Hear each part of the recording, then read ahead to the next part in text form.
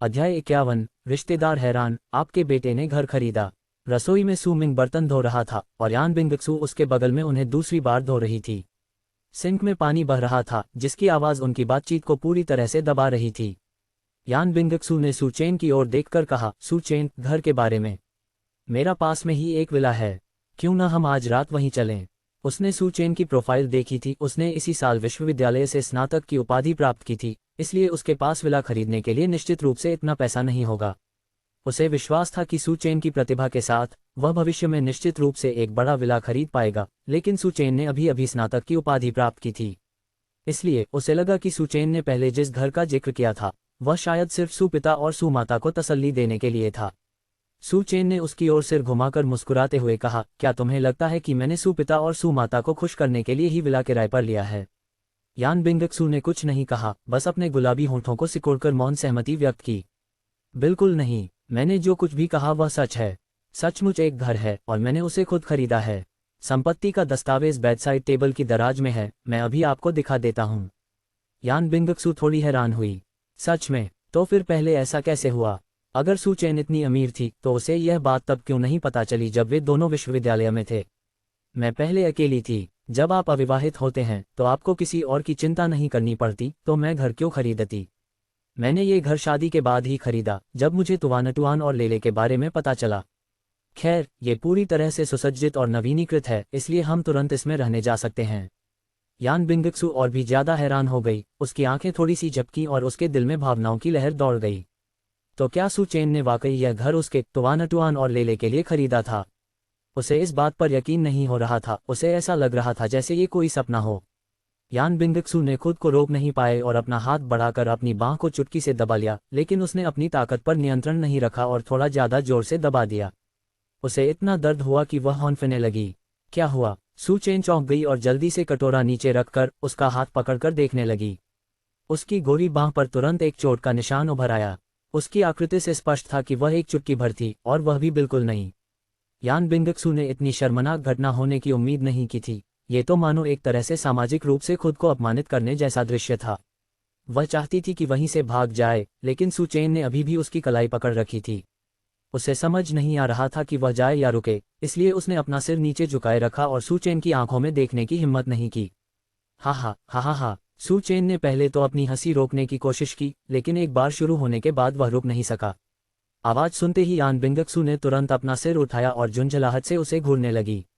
सू chain मुस्कुराते हुए बोली, बच्चों की माँ, मैंने देखा है कि आप रोजमर्रा की जिंदगी में कितनी नादान हैं। अगर आपको यकीन नहीं है तो मुझसे पूछ लीजिए। अगर उससे भी बात नहीं बनती तो आप मुझे चुटकी काट सकती हैं। खुद पर इतनी सख्ती क्यों? आपने इतनी जोर से चुटकी काटी है कि शायद कुछ दिनों तक निशान रह जाएगा। सू चेन ने चोट पर एक और नज़र डाली और गंभीरता से कहा, जल्दी से नहा लो। हम थोड़ी देर में कमरे में वापस जाएंगे और मैं तुम्हारे लिए कुछ औषधीय शराब लाऊंगा जिससे चोट जल्दी मिट जाएगी। यान बिंगक्सू की झुंझलाहट तुरंत भावुकता में बदल गई। जैसे ही वह सिर हिलाने वाली थी, उसने सू चेन को कहते सुना, और हाँ, मैं तुम्हें संपत्ति का दस्तावेज भी दिखा दूंगा। मैं गारंटी देता हूं कि यह कोई सपना नहीं है। अरे, वो अब भी उसे कैसे चिढ़ा सकता है?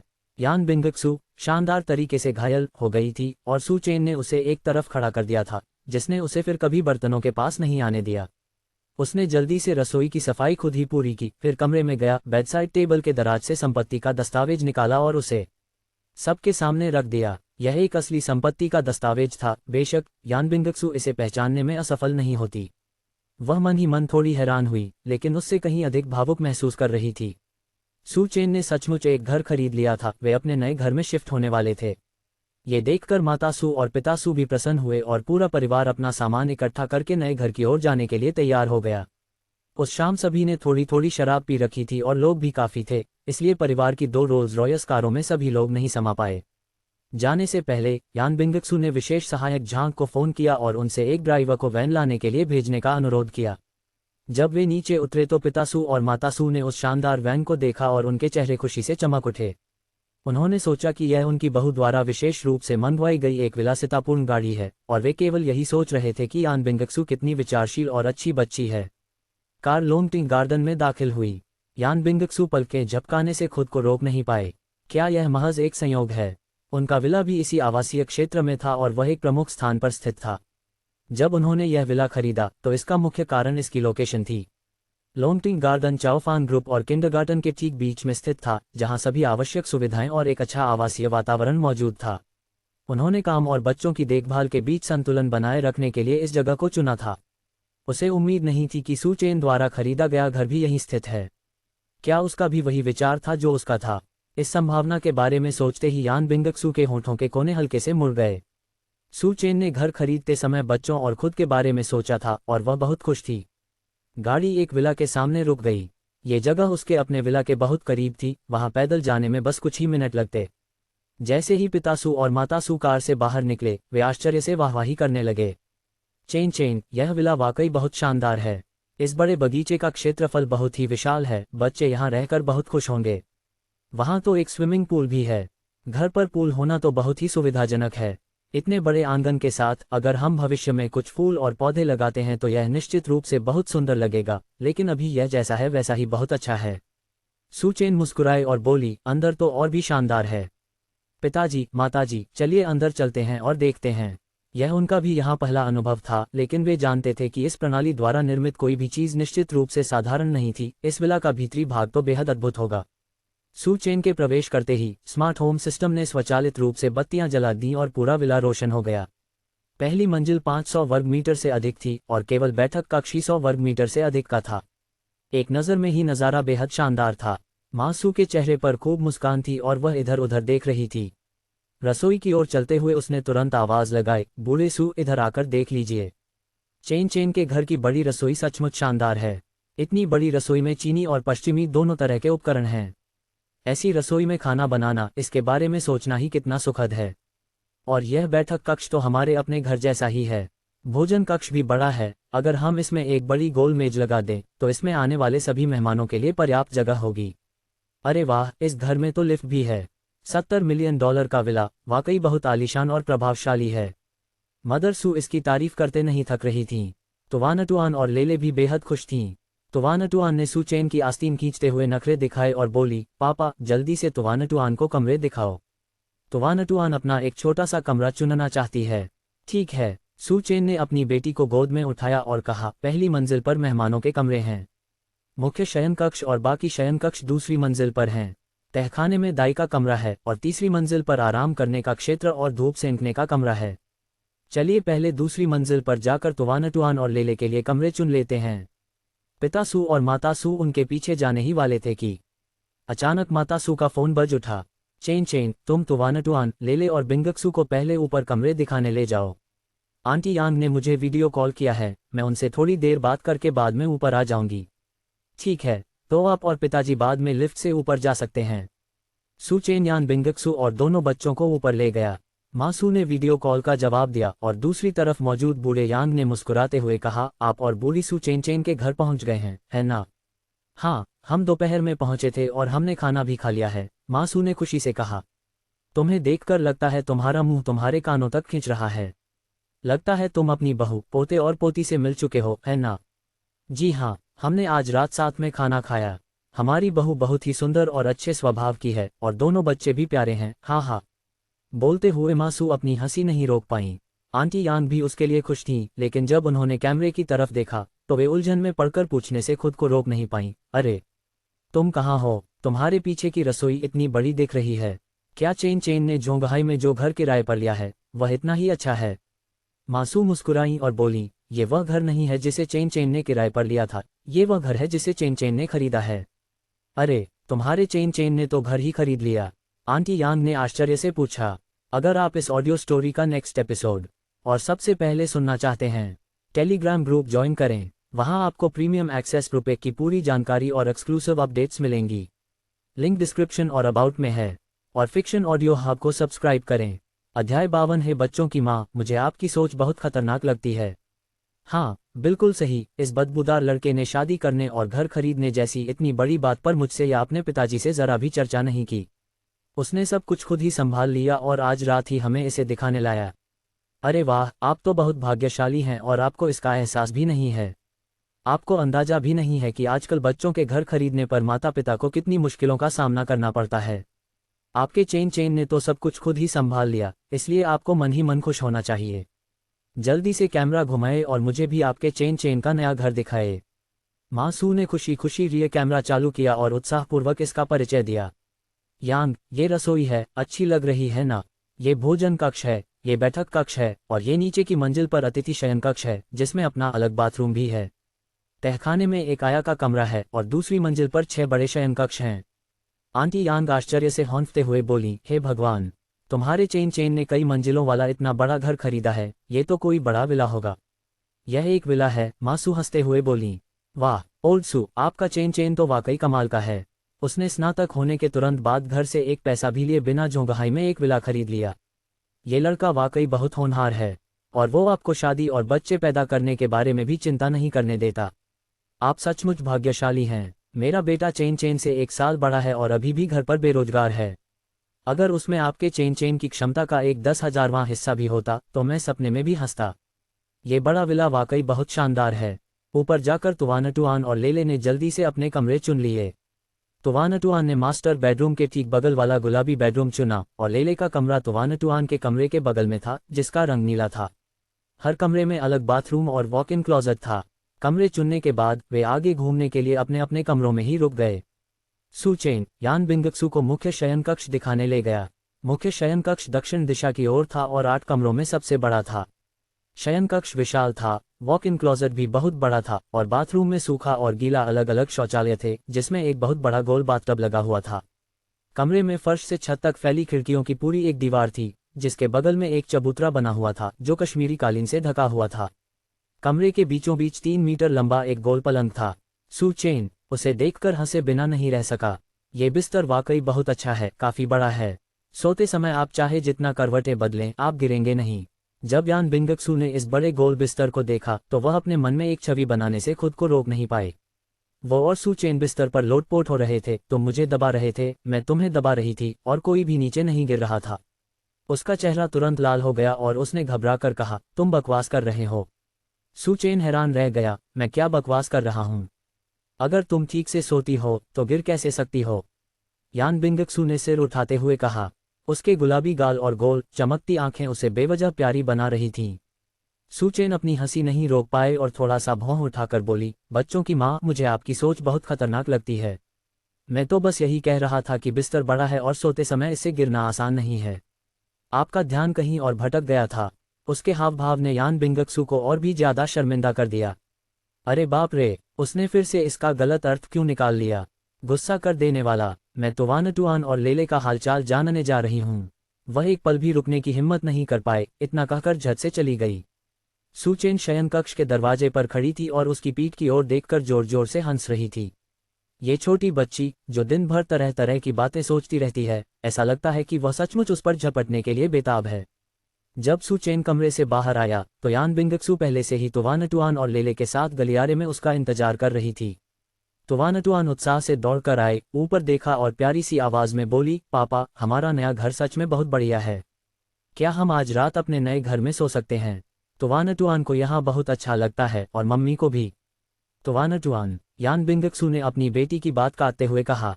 वह जानती थी कि उसकी बेटी क्या कहने वाली है, लेकिन बेहतर यही था कि वह सू चेन को खुद ही बता दे। यान बिंगक्सू ने लेले का हाथ पकड़ा और उन दोनों के पास आकर नीचे देखते हुए अपने बेटे और बेटी से कहा, तुवानटुआन, लेले, तुम दोनों पहले नीचे जाकर दादा दादी से मिल लो। मुझे पापा से कुछ बात करनी है, ठीक है? तुवानटुआन ने अपने छोटे से मुंह को हाथों से ढक लिया, उसकी आंखों में शरारती मुस्कान थी। ठीक है, पापा और मम्मी को धीरे से बात करनी होगी। बड़े भाई, चलो चलते हैं, हम छुप कर नहीं सुन सकते। उस नन्ही बच्ची ने लेले का हाथ पकड़ा और भाग गई।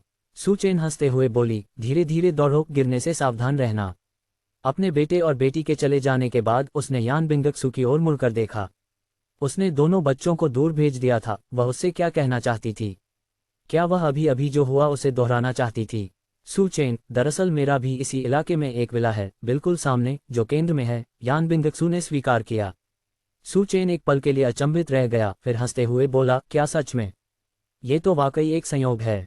हम दोनों के बीच वाकई अच्छी बॉन्डिंग है, यहाँ तक कि हमने अपने घरों के लिए एक ही इलाका चुना है। यह एक सिस्टम रिवॉर्ड था और यह स्थान बच्चे और यान बिंगक्सू के लिए सुविधाजनक था। क्या इसमें कोई और अर्थ छिपा हो सकता है, क्योंकि यान बिंगक्सू का घर भी यहीं था? सू चेन, क्या तुमने मम्मी पापा को मेरी नौकरी के बारे में बताया? यान बिंगक्सू ने पूछा। सू चेन ने सिर हिलाते हुए कहा, अभी नहीं। यान बिंगक्सू ने आगे कहा, मुझे लगता है कि उन्हें कुछ गलतफहमी हो गई है। जब मैं तुम्हारी माँ के साथ रसोई में खाना बना रही थी तो माँ बार बार कह रही थी कि मैं कितनी मेहनत करती हूँ और सप्ताहांत में काम करना कितना थका देने वाला होता है, और जिस तरह से वह मुझे देख रही थी वह बहुत अजीब था। क्या तुम्हें लगता है कि हमें उन्हें बताना चाहिए कि मेरा काम वास्तव में उतना थका देने वाला नहीं है? उसकी पहचान खास थी और वह सू चेन से 3 साल बड़ी थी। उसने सू पिता और सू माता को इन बातों के बारे में नहीं बताया था और यान बिंगक्सू को इस बात से असहज महसूस हो रहा था। सू चेन ने इस बारे में सरलता से सोचा, शायद यही पुरुषों और महिलाओं की सोच का अंतर था। एक पुरुष के लिए उसने जिस स्त्री को चुना है वह स्वाभाविक रूप से अपने माता पिता के सामने दृढ़ रहती है। उसके माता पिता चाहे कुछ भी कहें, उसने उसे चुन लिया है, इसलिए कोई समस्या नहीं हो सकती। लेकिन एक महिला का मन नाजुक होता है और वह विवरणों और प्रक्रिया के बारे में सोचने लगती है, इस डर से कि माता पिता इसे स्वीकार नहीं करेंगे या कुछ इसी तरह की बात हो सकती है। सू चेन खुले विचारों वाला व्यक्ति था, इसलिए उसने कहा, जरूर, मैं बाद में उनसे बात करने जाऊंगा। यान बिंगक्सू ने अपना सिर नीचे झुकाया और कुछ देर सोचा, फिर बोली, सू चेन, शायद इसे भूल जाना ही बेहतर होगा। वह हिचकिचाई और होंठ सिकुड़ते हुए बोली, इस बारे में बाद में बात करते हैं। आखिर चाओफान ग्रुप की नींव बहुत मजबूत है और तुम्हारा करियर अभी शुरू ही हुआ है। मुझे डर है कि अगर हमने अभी बात की तो मम्मी पापा परेशान हो जाएंगे। जब तक तुम मेका बना नहीं लेते तब तक इन बातों पर चर्चा नहीं करेंगे। वह नहीं चाहती थी कि सू के पिता और माता सू ये सोचें कि सू चेन एक ऐसा आदमी है जो महिलाओं के सहारे जीता है। सू चेन को लगा कि दोनों ही तरीके ठीक हैं और उसने विनम्रता से कहा, ठीक है, यह आप पर निर्भर करता है। उसे इतना उदासीन देखकर यान बिंगक्सू एक बार फिर थोड़ी दुविधा में पड़ गई। लेकिन ये बात पहले ही फैल चुकी थी, इसलिए फिलहाल वे इसे छिपाकर ही रख सकते थे। नीचे माँ सू ने वीडियो कॉल समाप्त कर दी और पिता सू से फुसफुसाकर बात कर रही थी। ओल्ड सू, मुझे उम्मीद नहीं थी कि हमारा चेन चेन इतना प्रतिभाशाली होगा। वह न केवल यांत्रिक यंत्रों को डिजाइन कर सकता है, बल्कि उसने चाओफान ग्रुप और राष्ट्रीय स्तर की ड्रैगन विज्ञान और प्रौद्योगिकी अकादमी में भी दाखिला ले लिया है। चेन चेन इतना उत्कृष्ट हो गया है कि मुझे थोड़ी चिंता हो रही है। पिता सू ने उलझन में पूछा, यह अच्छी बात है कि बच्चा प्रतिभाशाली है। माता पिता होने के नाते हमें खुश होना चाहिए, आपको किस बात की चिंता है? माँ सू ने चिंता से पिता सू की ओर देखा और धीरे से कहा, मुझे डर है कि चेन चेन बहुत प्रसिद्ध हो गया है और उन लोगों की नज़र उस पर पड़ जाएगी। हम इतने सालों से नकली नामों से रह रहे हैं, मुझे डर है कि वे चेन चेन के साथ कुछ गलत कर बैठेंगे। अध्याय 53, यान बिंगक्सू आज रात सू चेन को हरा देगी। पिता सू अपनी पत्नी के विचारों को तुरंत समझ गए और सिर हिलाते हुए बोले, इसके बारे में ज्यादा मत सोचो। ये हमारे पूर्वज पीढ़ी के मामले हैं, इनका हमारे बेटे के भविष्य पर कोई असर नहीं पड़ेगा। माँ सू ने धीरे से आह भरी और कहा, मुझे उम्मीद है ऐसा ही हो। दोनों ने आगे कोई बातचीत नहीं की क्योंकि उनका छोटा पोता और पोती पहले ही नीचे आ चुके थे और खुशी खुशी उनकी ओर दौड़ रहे थे। माँ सू ने तुरंत मुस्कुराता हुआ चेहरा बना लिया। वह अपने जुड़वां पोते पोतियों को देखकर बहुत खुश हुई। उसकी सारी चिंताएं उसके मन के पीछे चली गईं। आज रात सू परिवार नए घर में सोया। पिता सू और माता सू नीचे अतिथि शयन कक्ष में सोए, जबकि तुवानटुआन और लेले अपने अपने छोटे कमरों में थे। मास्टर बेडरूम में सू चेन ने अपने कपड़े लिए और नहाने चला गया। यान बिंगक्सू ने घबराहट भरी सांस ली, अपने नीचे पड़े बड़े गोल बिस्तर को देखा और फिर बाथरूम के दरवाजे की ओर देखा। अपने फोन पर गु युक्सिन ने एक दोस्ताना शुभकामना संदेश भेजा। गु युक्सिन, जुएर, तुम क्या कर रहे हो? यान बिंगक्सू, लेट जाना, आराम करने की तैयारी करना। गु युक्सिन, तुम लोग इतनी जल्दी क्यों सो जाते हो? तुम्हारा सू चेन कहाँ है? क्या वह तुम्हारे साथ नहीं है? अगर सू चेन वहां होता तो यान बिंगक्सू निश्चित रूप से तुरंत संदेश का जवाब नहीं देती। यान बिंगक्सू, वह नहाने गया था। गु युक्सिन, हे, बेबी, बुरा नहीं है। तो कैसा चल रहा है? क्या तुम और सू चेन पहले से ही? स्क्रीन के माध्यम से भी यान बिंगक्सू इस समय गु युक्सिन के गंदे विचारों वाले चेहरे की कल्पना कर सकती थी। उसने बेबसी से अपना सिर हिलाया, अपने जलते हुए गालों को छुआ और अपने गुलाबी होंठों को सिकोड़ लिया। यान बिंगक्सुए, बस यहीं रुक जाओ। सुश्री गो, आपके विचार बहुत खतरनाक हैं। सू चेन और मैं बहुत अच्छे दोस्त हैं। हमारा रिश्ता सिर्फ चादर ओढ़कर सोने जैसा है। गु युक्सिन, क्या बेबी, तुम और सू चेन शादीशुदा हो और फिर प्यार में पड़ गए? क्रांतिकारी दोस्ती नहीं। जुएर, कुछ ही दिन हुए हैं। क्या तुम्हारा रिश्ता अभी भी इतना पवित्र है? क्या तुम्हारे हैंडसम सू चेन की किडनी की सेहत इतनी अच्छी नहीं है? यान बिंगक्सू, आपकी किडनी ही खराब हैं। यान बिंगक्सू, बकवास मत करो वरना तुवानटुआन और लेले तुम्हारी पिटाई कर देंगे। गु युक्सिन, सच है, नन्ही तुवानटुआन और नन्ही लेले तुम्हारे सुंदर सू की ताकत का सबसे अच्छा सबूत हैं। लेकिन तुम्हारी रफ्तार बहुत धीमी है। जुएर, क्या इसका कारण यह है कि तुम पर्याप्त प्रयास नहीं कर रही हो? किसी पुरुष देवता का पीछा करते समय तुम धीरे धीरे आगे बढ़ सकती हो, लेकिन अपने बच्चों के पिता और पति का पीछा करते समय तुम्हें निश्चित रूप से पहले उस पर झपट्टा मारना होगा। यान बिंगक्सू, मैं कैसे झपट्टा मारूं? उसे पता ही नहीं था कि कैसे करना है। वह पिछले कुछ दिनों से काफी कोशिश कर रही थी, ठीक है। उसके विचार पहले भी कई बार भटक चुके थे, लेकिन सू चेन का उस दिशा में कोई इरादा नहीं दिख रहा था। गु युक्सिन, क्या आपने मेरे द्वारा भेजी गई निजी संग्रह को नहीं देखा? यान बिंगक्सू, मैंने किया। सुश्री गो, आपकी रुचियां वाकई बहुत व्यापक हैं। लेकिन सू चेन, वह उन कहानियों के पुरुषों से बिल्कुल अलग है। गु युक्सिन, अरे बाप रे, तो तुम्हारा हैंडसम सू तो हीरो से भी ज्यादा आकर्षक और तपस्वी है। जुएर, तुम्हारी सोच में कुछ गड़बड़ है। कौन सा आदमी सचमुच तपस्वी हो सकता है? वो कोई साधु तो है नहीं। गु युक्सिन, ऐसा कोई पुरुष देवता नहीं है जिस पर आप झपट्टा न मार सकें, केवल वे महिलाएं हैं जो पर्याप्त प्रयास नहीं करती। गु युक्सिन, मेरी बात सुनो बेबी, अगर तुम सू चेन को हराना चाहती हो तो तुम्हें ये कदम उठाना होगा। क्या तुम वो रेशमी नाइटगाउन लाई हो जो मैंने पिछले साल तुम्हारे जन्मदिन पर खरीदा था? उसे पहन लो और बिस्तर पर बैठकर उसका इंतजार करो। 5 मिनट बाद, एक गहन आंतरिक संघर्ष के बाद, यान बिंगक्सू ने चुपके से रेशमी नाइटगाउन पहन लिया। हालांकि सुश्री गो का सुझाव बहुत भरोसेमंद नहीं था और यह पोशाक थोड़ी ज्यादा ही भड़काऊ थी, लेकिन सू चेन पर झपटने का उनके पास अभी कोई और रास्ता नहीं था, इसलिए वे केवल एक मृत घोड़े को जीवित मानकर ही काम चला सकती थीं। उसे विश्वास नहीं हो रहा था कि वह आज रात भी सू चेन को हरा नहीं पाएगी। कपड़े बदलने के बाद यान बिंगक्सू बिस्तर पर इधर उधर हिलने लगी और अपनी मुद्रा को ठीक करने की पूरी कोशिश करने लगी। रेशमी नाइटगाउन उसके कंधे से थोड़ा सा सरक गया। उसने धीरे से उसे झाड़ा, अपना सिर थोड़ा सा झुकाया और उसके लहराते बाल उसके गोरे कंधों पर फैल गए। उसके काले बालों के नीचे उसकी कॉलरबोन हल्की हल्की दिखाई दे रही थी। सू चेन, जो अभी अभी नहाकर निकला था, ने दरवाजा खोलते ही ऐसा दृश्य देखने की उम्मीद नहीं की थी और उसकी हरकतें पल भर में थम गईं। उसने जल्दी से अपने बालों को सुखाने के लिए इस्तेमाल किया जा रहा बड़ा तौलिया उठाया और उसे झटपट यान बिंगक्सू के चारों ओर लपेट दिया। वह गोल गोल घूमता रहा, उसे एक विशाल जोंगजी की तरह लपेटता रहा। यान बिंगक्सू ने आश्चर्य से ऊपर देखा, उसकी नम आंखों में थोड़ी सी हैरानी और दुख झलक रहा था। सू चेन ने गला साफ किया। रात को ठंड होती है, सोते समय ज्यादा कपड़े पहनो। सोते समय इतने सारे कपड़े क्यों पहनते हो? यान बिंगक्सू ने पूछा। सू चेन कुछ पल के लिए अवाक रह गया। उसने तौलिया समेटा, एक कदम पीछे हटा और कहा, मैं अध्ययन कक्ष में सोऊंगा। यान बिंगक्सू ने उसकी जाती हुई पीठ को देखा और निराशा से भौहें सिकुड़ी। यान बिंगक्सू, सुश्री गो, ये बहुत ही बुरा विचार था। गु युक्सिन, क्या हुआ? यान बिंगक्सू, वह अध्ययन कक्ष में सोने चला गया। गु युक्सिन, अध्ययन कक्ष में प्रवेश करने के बाद सू चेन ने सबसे पहले एक गहरी सांस ली। उसने नीचे की ओर देखा, असहाय होकर सिर हिलाया, एक और तौलिया लिया और ठंडे पानी से नहाने के लिए बाथरूम में चला गया।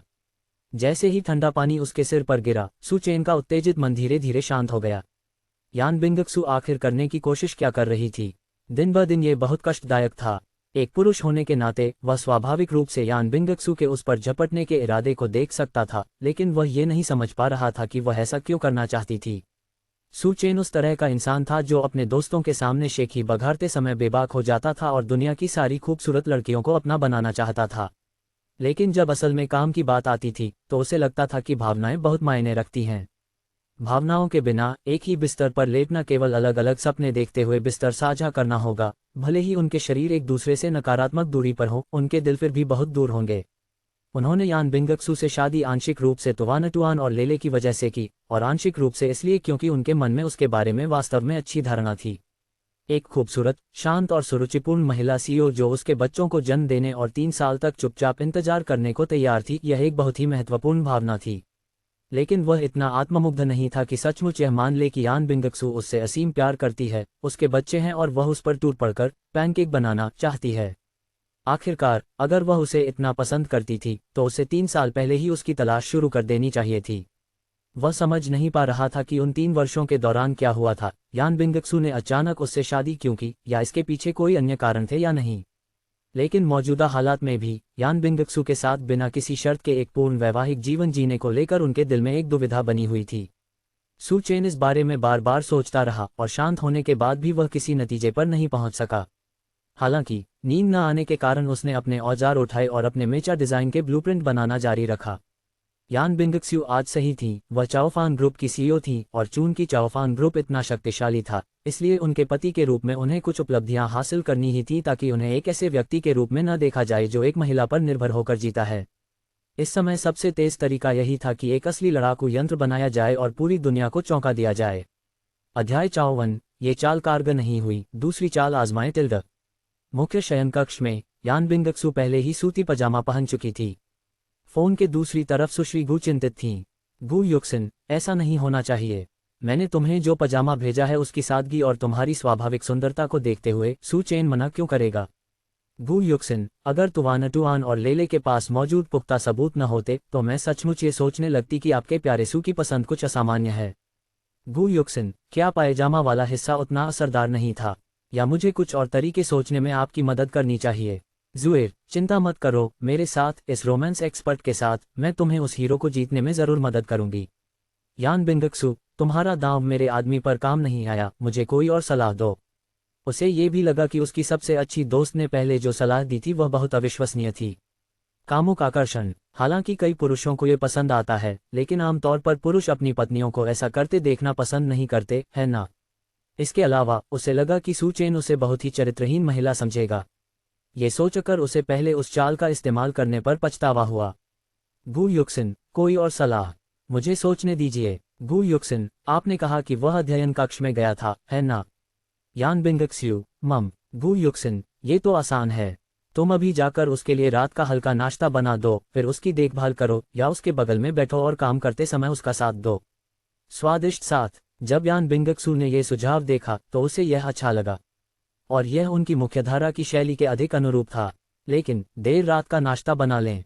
जब से वह छोटी थी उसने कभी खुद रसोई में खाना नहीं बनाया था, उसे खाना बनाना नहीं आता था। लेकिन अपने प्रेमी को रिझाने के लिए वह कुछ भी करने को तैयार थी। क्या ये सिर्फ देर रात का नाश्ता नहीं है? यान बिंगक्सू अभी भी इसे संभाल सकती है। यान बिंगक्सू की डिक्शनरी में नहीं जानता कैसे करना है जैसा कोई शब्द ही नहीं था। तुरंत ही वह बड़े जोश के साथ कमरे से बाहर निकल गई। अध्ययन कक्ष से गुजरते समय उसने सू चेन को काम करते हुए देखा। वह बस खाली निगाहों से घूरती रही। सू चेन काम करते समय बेहद गंभीर थे। उनके सुंदर चेहरे पर कोई अतिरिक्त भाव नहीं था। उनकी निगाहें ड्राइंग बोर्ड पर टिकी हुई थीं और उनके पतले हाथ में टच स्क्रीन पेन था। बिल्कुल, वह कहावत सही थी, पुरुष सबसे ज्यादा आकर्षक तब लगते हैं जब वे गंभीर होते हैं। उसका अपना प्रेमी वाकई बहुत सुंदर है टिल्ड। हालांकि उसने पहले उस पर झपट्टा नहीं मारा, लेकिन वह हतोत्साहित नहीं होगी और न ही हार मानेगी। उनकी अभी अभी शादी हुई है। शादी के बाद भी लंबा जीवन बाकी है, उसे कोई जल्दी नहीं है। उसके पास सू चेन के साथ भावनाओं को ठीक से विकसित करने के लिए पर्याप्त समय है। और फिर ही उसे खा जाओ टिल्ड टिल्ड।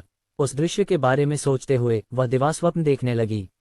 अचानक उसे खांसी आई, उसकी नज़रें उस पर टिक गईं और उसने देखा कि सू चेन उसे देख रहा है। उसे पता नहीं था कि उसने कब से खांसी शुरू कर दी थी। ताक झांक करते हुए पकड़े जाने पर यान बिंगक्सू का छोटा सा चेहरा पल भर में लाल हो गया। उसने झट से पलकें झपकाईं, फिर खुद को संभाला और कहा, मैं तो बस यहाँ से गुजर रही थी, आप अपना काम जारी रखिए। काम खत्म करने के बाद वह तेजी से रसोई की ओर चली गई। रसोई में प्रवेश करने के बाद जब उसने देखा कि उसके पीछे कोई नहीं आ रहा है तो उसके कंधे ढीले पड़ गए और उसने राहत की सांस ली। चूल्हे पर रखे बर्तनों को देखते हुए उसने अपना फ़ोन निकाला, शॉर्ट वीडियो प्लेटफॉर्म खोला और एक व्यंजन चुनना शुरू कर दिया। फिर उसने ऊपर बताई गई विधि का अनुसरण करते हुए खाना बनाना शुरू किया। अध्ययन कक्ष में यान बिंगक्सू को जाते हुए देखकर सू चेन ने अपनी निगाहें हटा लीं और काम करना जारी रखा। हालांकि समय समय पर उसे रसोई से बर्तनों के टकराने की आवाज़ सुनाई देती थी। यान बिंगक्सू क्या कर रही है? इतना कहकर सू चेन ने अपने हाथ में पकड़ी कलम नीचे रख दी, फिर उठकर अध्ययन कक्ष से बाहर चला गया। वह देखने के लिए रसोई में जाने की तैयारी करने लगा। जैसे ही वह रसोई के दरवाजे की ओर बढ़ा, उसने कुछ दूरी पर एप्रन पहने, हाथ में स्पैटुला लिए हुए यान बिंगक्सू को कुछ भूनते हुए देखा। उसकी हरकतें ठीक ठाक लग रही थीं, लेकिन एक चीज़ गलत थी। तुम क्या बना रहे हो? वह पास आकर बोला। अरे तुम यहाँ क्यों हो? यान बिंगक्सू पूरे मन से खाना पका रही थी। उसे उम्मीद नहीं थी कि सू चेन सच में यहाँ आएगा। ये सोचकर कि वह सू चेन के लिए देर रात का नाश्ता बना रही है, उसका छोटा सा चेहरा फिर से लाल हो गया। रसोई की गर्म पीली रोशनी में वह विशेष रूप से प्यारी लग रही थी, एक पके हुए लाल सेब की तरह, जिसे देखकर लोगों का मन उसे चखने का करता था। तुमने अभी तक मुझे बताया ही नहीं, ये क्या बना रहे हो? सू चेन ने धीमी हंसी के साथ पूछा। खाना पकाने के बर्तन में पानी था, उस पानी में 2 टमाटर थे और फिर उसमें 2 अंडे डाल दिए गए। बर्तन में रखा पानी गर्मी से उबल रहा था। क्या इसमें अंडे उबाले जा रहे हैं? मैं टमाटर और अंडे भून रही हूँ, यान बिंगक्सू ने अपने जी कप वाले सीने को फुलाते हुए कहा। टमाटर और अंडे की भुनी हुई सब्जी। सू चेन दंग रह गया, लगभग जोर से हंसने ही वाला था, लेकिन सौभाग्य से उसने खुद को रोक लिया। खरबों की कुल संपत्ति वाली महिला सीईओ होने के नाते वह वाकई इस बात की हकदार हैं कि एक व्यंजन को भूनने का उनका तरीका भी इतना अनोखा है। ऐसा लगता है जैसे वह कभी रसोई में गई ही नहीं है। बिल्कुल, टमाटर और अंडे की भुर्जी। एकदम सही। यान बिंगक्सू को लगा जैसे सू चेन उस पर हंस रहा हो। क्या उसने इसे सही तरीके से नहीं किया? लेकिन जब उसने पहले शॉर्ट वीडियो प्लेटफॉर्म पर खोज की थी तो शॉर्ट वीडियो ने ऐसा ही किया था। टमाटर और अंडे को भूनने के लिए पहले टमाटरों को काटना होता है, फिर एक कटोरे में अंडों को फेंटना होता है और फिर उन्हें एक साथ भूनना होता है, सू चेन ने समझाया। फिर उसने उससे पूछा, इतनी देर हो गई है, तुम टमाटर और अंडे की भुर्जी क्यों बना रही हो? क्या तुम्हें भूख लगी है? यान बिंगक्सू अभी कहने ही वाली थी कि यह तुम्हारे खाने के लिए है, लेकिन जैसे ही उसने सू चेन का आखिरी वाक्य सुना, उसने तुरंत अपने शब्द बदल दिए और समझदार होने के नाते उसे ये भी एहसास हो गया कि उसका खाना पकाने का तरीका गलत था। तुरंत ही उसका छोटा सा चेहरा फिर से लाल हो गया और वह हकलाते हुए बोली, मतलब ये, मुझे भूख लगी है, मैं इसे खुद खा रही हूँ। लेकिन अब मुझे अचानक भूख नहीं लग रही है, मैं वजन कम करना चाहती हूँ, मैं ये काम आप पर छोड़ देती हूँ, मैं सोने जा रही हूँ। खाना खत्म करने के बाद यान बिंगक्सू ने जल्दी से अपना एप्रन उतार दिया और सू चेन के उसे खाना बनाना न जानने पर हंसने के डर से वह तेजी से कमरे में वापस भागी और दरवाजा बंद कर लिया। उसने उसे ताला लगा दिया। फिर उसने खुद को बिस्तर पर पटक दिया और शर्म और गुस्से में बिस्तर पर मुक्के मारने लगी। आह, यान बिंगक्सुए, तुम सू चेन के लिए देर रात का नाश्ता भी नहीं बना सकती। कुछ देर तक बिस्तर पर मुक्के मारने के बाद उसने अपना फ़ोन उठाया और अपनी सहायक को फ़ोन किया, मुझे तुरंत सबसे अच्छी महिला शेफ ढूंढो, मैं खाना बनाना सीखना चाहती हूँ।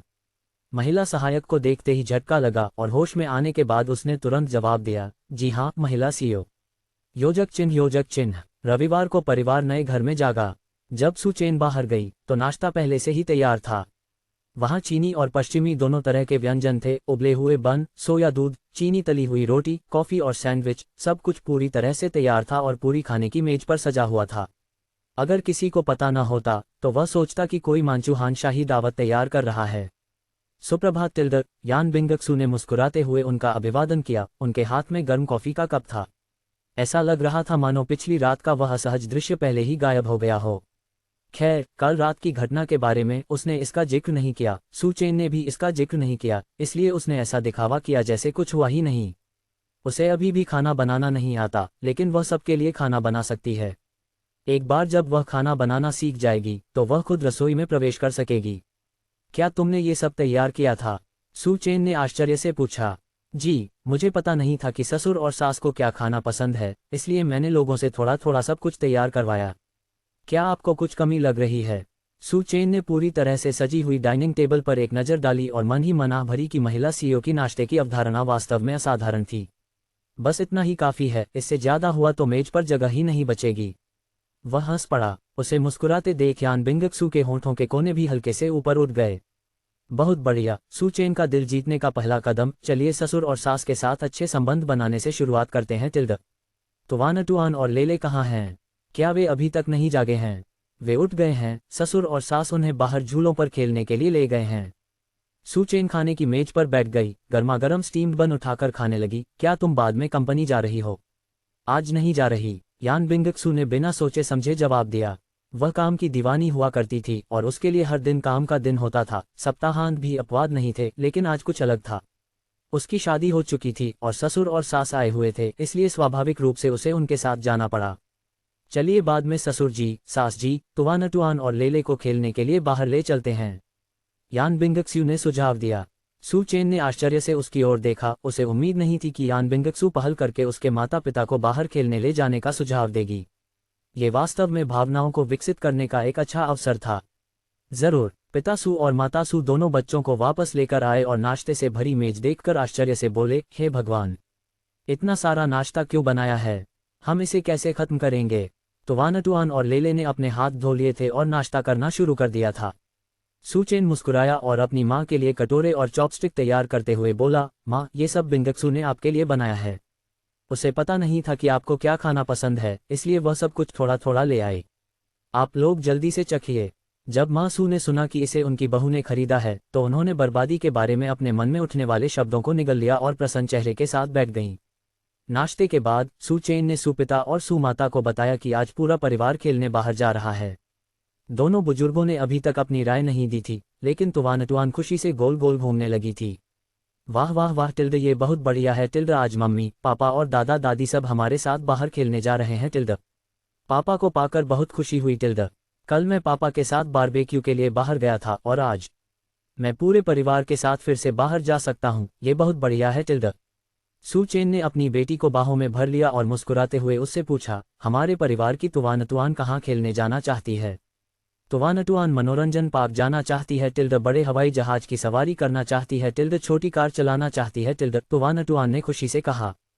ठीक है, तो हम तुवानटुआन और लेले को मनोरंजन पार्क ले चलेंगे टिल्ड, सू चेन ने स्नेह भरे चेहरे के साथ कहा।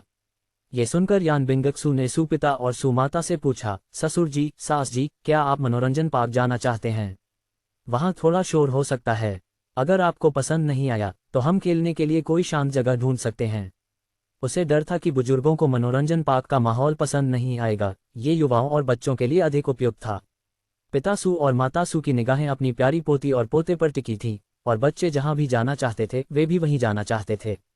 तुवानटुआन की बात सुनो, दादा दादी भी मनोरंजन पार्क में खेलने जाना चाहते हैं टिल्ड, दादा दादी अभी तक वहां नहीं गए हैं टिल्ड। ये दृश्य देखकर यान बिंगक्सू मन ही मन बहुत प्रसन्न हुई। सू चेन के माता पिता तुवानटुआन और लेले को पसंद करते हैं, इसलिए परिवार डिज्नीलैंड घूमने गया, जो पिछले कुछ वर्षों में जोंगहाई में खुला है। जब वे बाहर गए तो देखा कि कल रात वाली नैनी की गाड़ी आंगन में खड़ी थी। माँ सू ने एक नज़र डाली, अपना सिर घुमाया और पिताजी सू से फुसफुसाते हुए कहा, बूढ़े सू, क्या बच्चों ने ये गाड़ी किराए पर ली है? आज फिर यही गाड़ी क्यों? इतनी अच्छी गाड़ी है, कुछ दिनों के लिए किराए पर लेना सस्ता नहीं है। अध्याय 55, पूरा परिवार एक साथ डिज्नीलैंड जाता है। फादर सू ने सिर हिलाया। हाँ, इस कार की कीमत कई मिलियन होगी। इसे एक दिन के लिए किराए पर लेने में भी शायद काफ़ी खर्च आता होगा। माँ सू ने कुछ देर सोचा और बोली, बूढ़े सू, चलो अपने बेटे से बात करने का मौका ढूंढते हैं। चलो हमारे पास जो पैसे हैं उनसे उसके लिए एक कार खरीद लेते हैं। हमारे बेटे ने इतना बड़ा घर खरीदा और हमने ज़रा भी मदद नहीं की। ये पैसे बच्चों के लिए कार खरीदने के लिए बिल्कुल सही हैं, इससे आने जाने और बच्चों को स्कूल से लाने में आसानी होगी। ठीक है, मैं बाद में चेन से बात करने का मौका निकाल लूँगा। ये देखकर कि उन्होंने कल रात और आज भी इसी एमपीवी का इस्तेमाल किया, पिता सू और माता सू ने अनुमान लगाया कि सू चेन और यान बिंगक्सू ने शायद अभी तक कोई कार नहीं खरीदी है। वास्तव में उनकी व्यक्तिगत कारों में पूरा परिवार नहीं आ सकता था, इसलिए यान बिंगक्सू ने ड्राइवर से घर से परिवार की एमपीवी लाने को कहा। वीकेंड पर डिज्नीलैंड में बहुत भीड़ थी, प्रवेश द्वार पर पार्किंग की जगह ढूंढने में ही काफ़ी समय लग गया। इतने सारे लोगों को देखकर पिता सू और माता सू ने जल्दी से तुवानटुआन और लेले को गोद में उठा लिया, उन्हें डर था कि बच्चे भीड़ में अलग न हो जाएं। चेन, बिंगक्सू, यहाँ इतने सारे लोग हैं, क्या हम टिकट खरीद पाएंगे? माँ सू ने कुछ चिंता के साथ पूछा। यान बिंगक्सू ने हल्की सी मुस्कान के साथ कहा, माँ, कोई बात नहीं, हमें टिकट खरीदने की ज़रूरत नहीं है, मेरे पास इस जगह का वार्षिक पास है। और यह ब्लैक गोल्ड वीआईपी वार्षिक पास था। उसने प्रवेश द्वार पर अपना कार्ड दिखाया और कर्मचारियों ने तुरंत एक तरफ का गेट खोल दिया और परिवार को अंदर आने के लिए आमंत्रित किया, जिससे टिकट खरीदने के लिए लंबी कतारों में इंतजार कर रहे पर्यटकों को काफ़ी ईर्ष्या हुई। अमीर होना कितना अच्छा है टिल्ड, एक ब्लैक गोल्ड वीआईपी बिना कतार में लगे कभी भी डिज्नी में प्रवेश कर सकता है। ओह माय गॉड टिल्ड, मुझे बहुत जलन हो रही है। ये सुनकर माँ सू की आंखें गर्व से भर उठीं और उन्होंने बड़ी संतुष्टि के साथ अपनी बहू की ओर देखा। उनकी बहू ने बड़ी समझदारी से सब कुछ तैयार किया था। हालांकि इस ब्लैक गोल्ड कार की कीमत काफ़ी ज़्यादा रही होगी। ऐसा लगता है कि पिछले कुछ सालों में दोनों बच्चों की परवरिश अकेले करते हुए भी उनकी बहू ने अपनी भौतिक ज़रूरतों को नज़रअंदाज नहीं किया, जिसका मतलब है कि उन्होंने खुद भी बहुत मेहनत की होगी।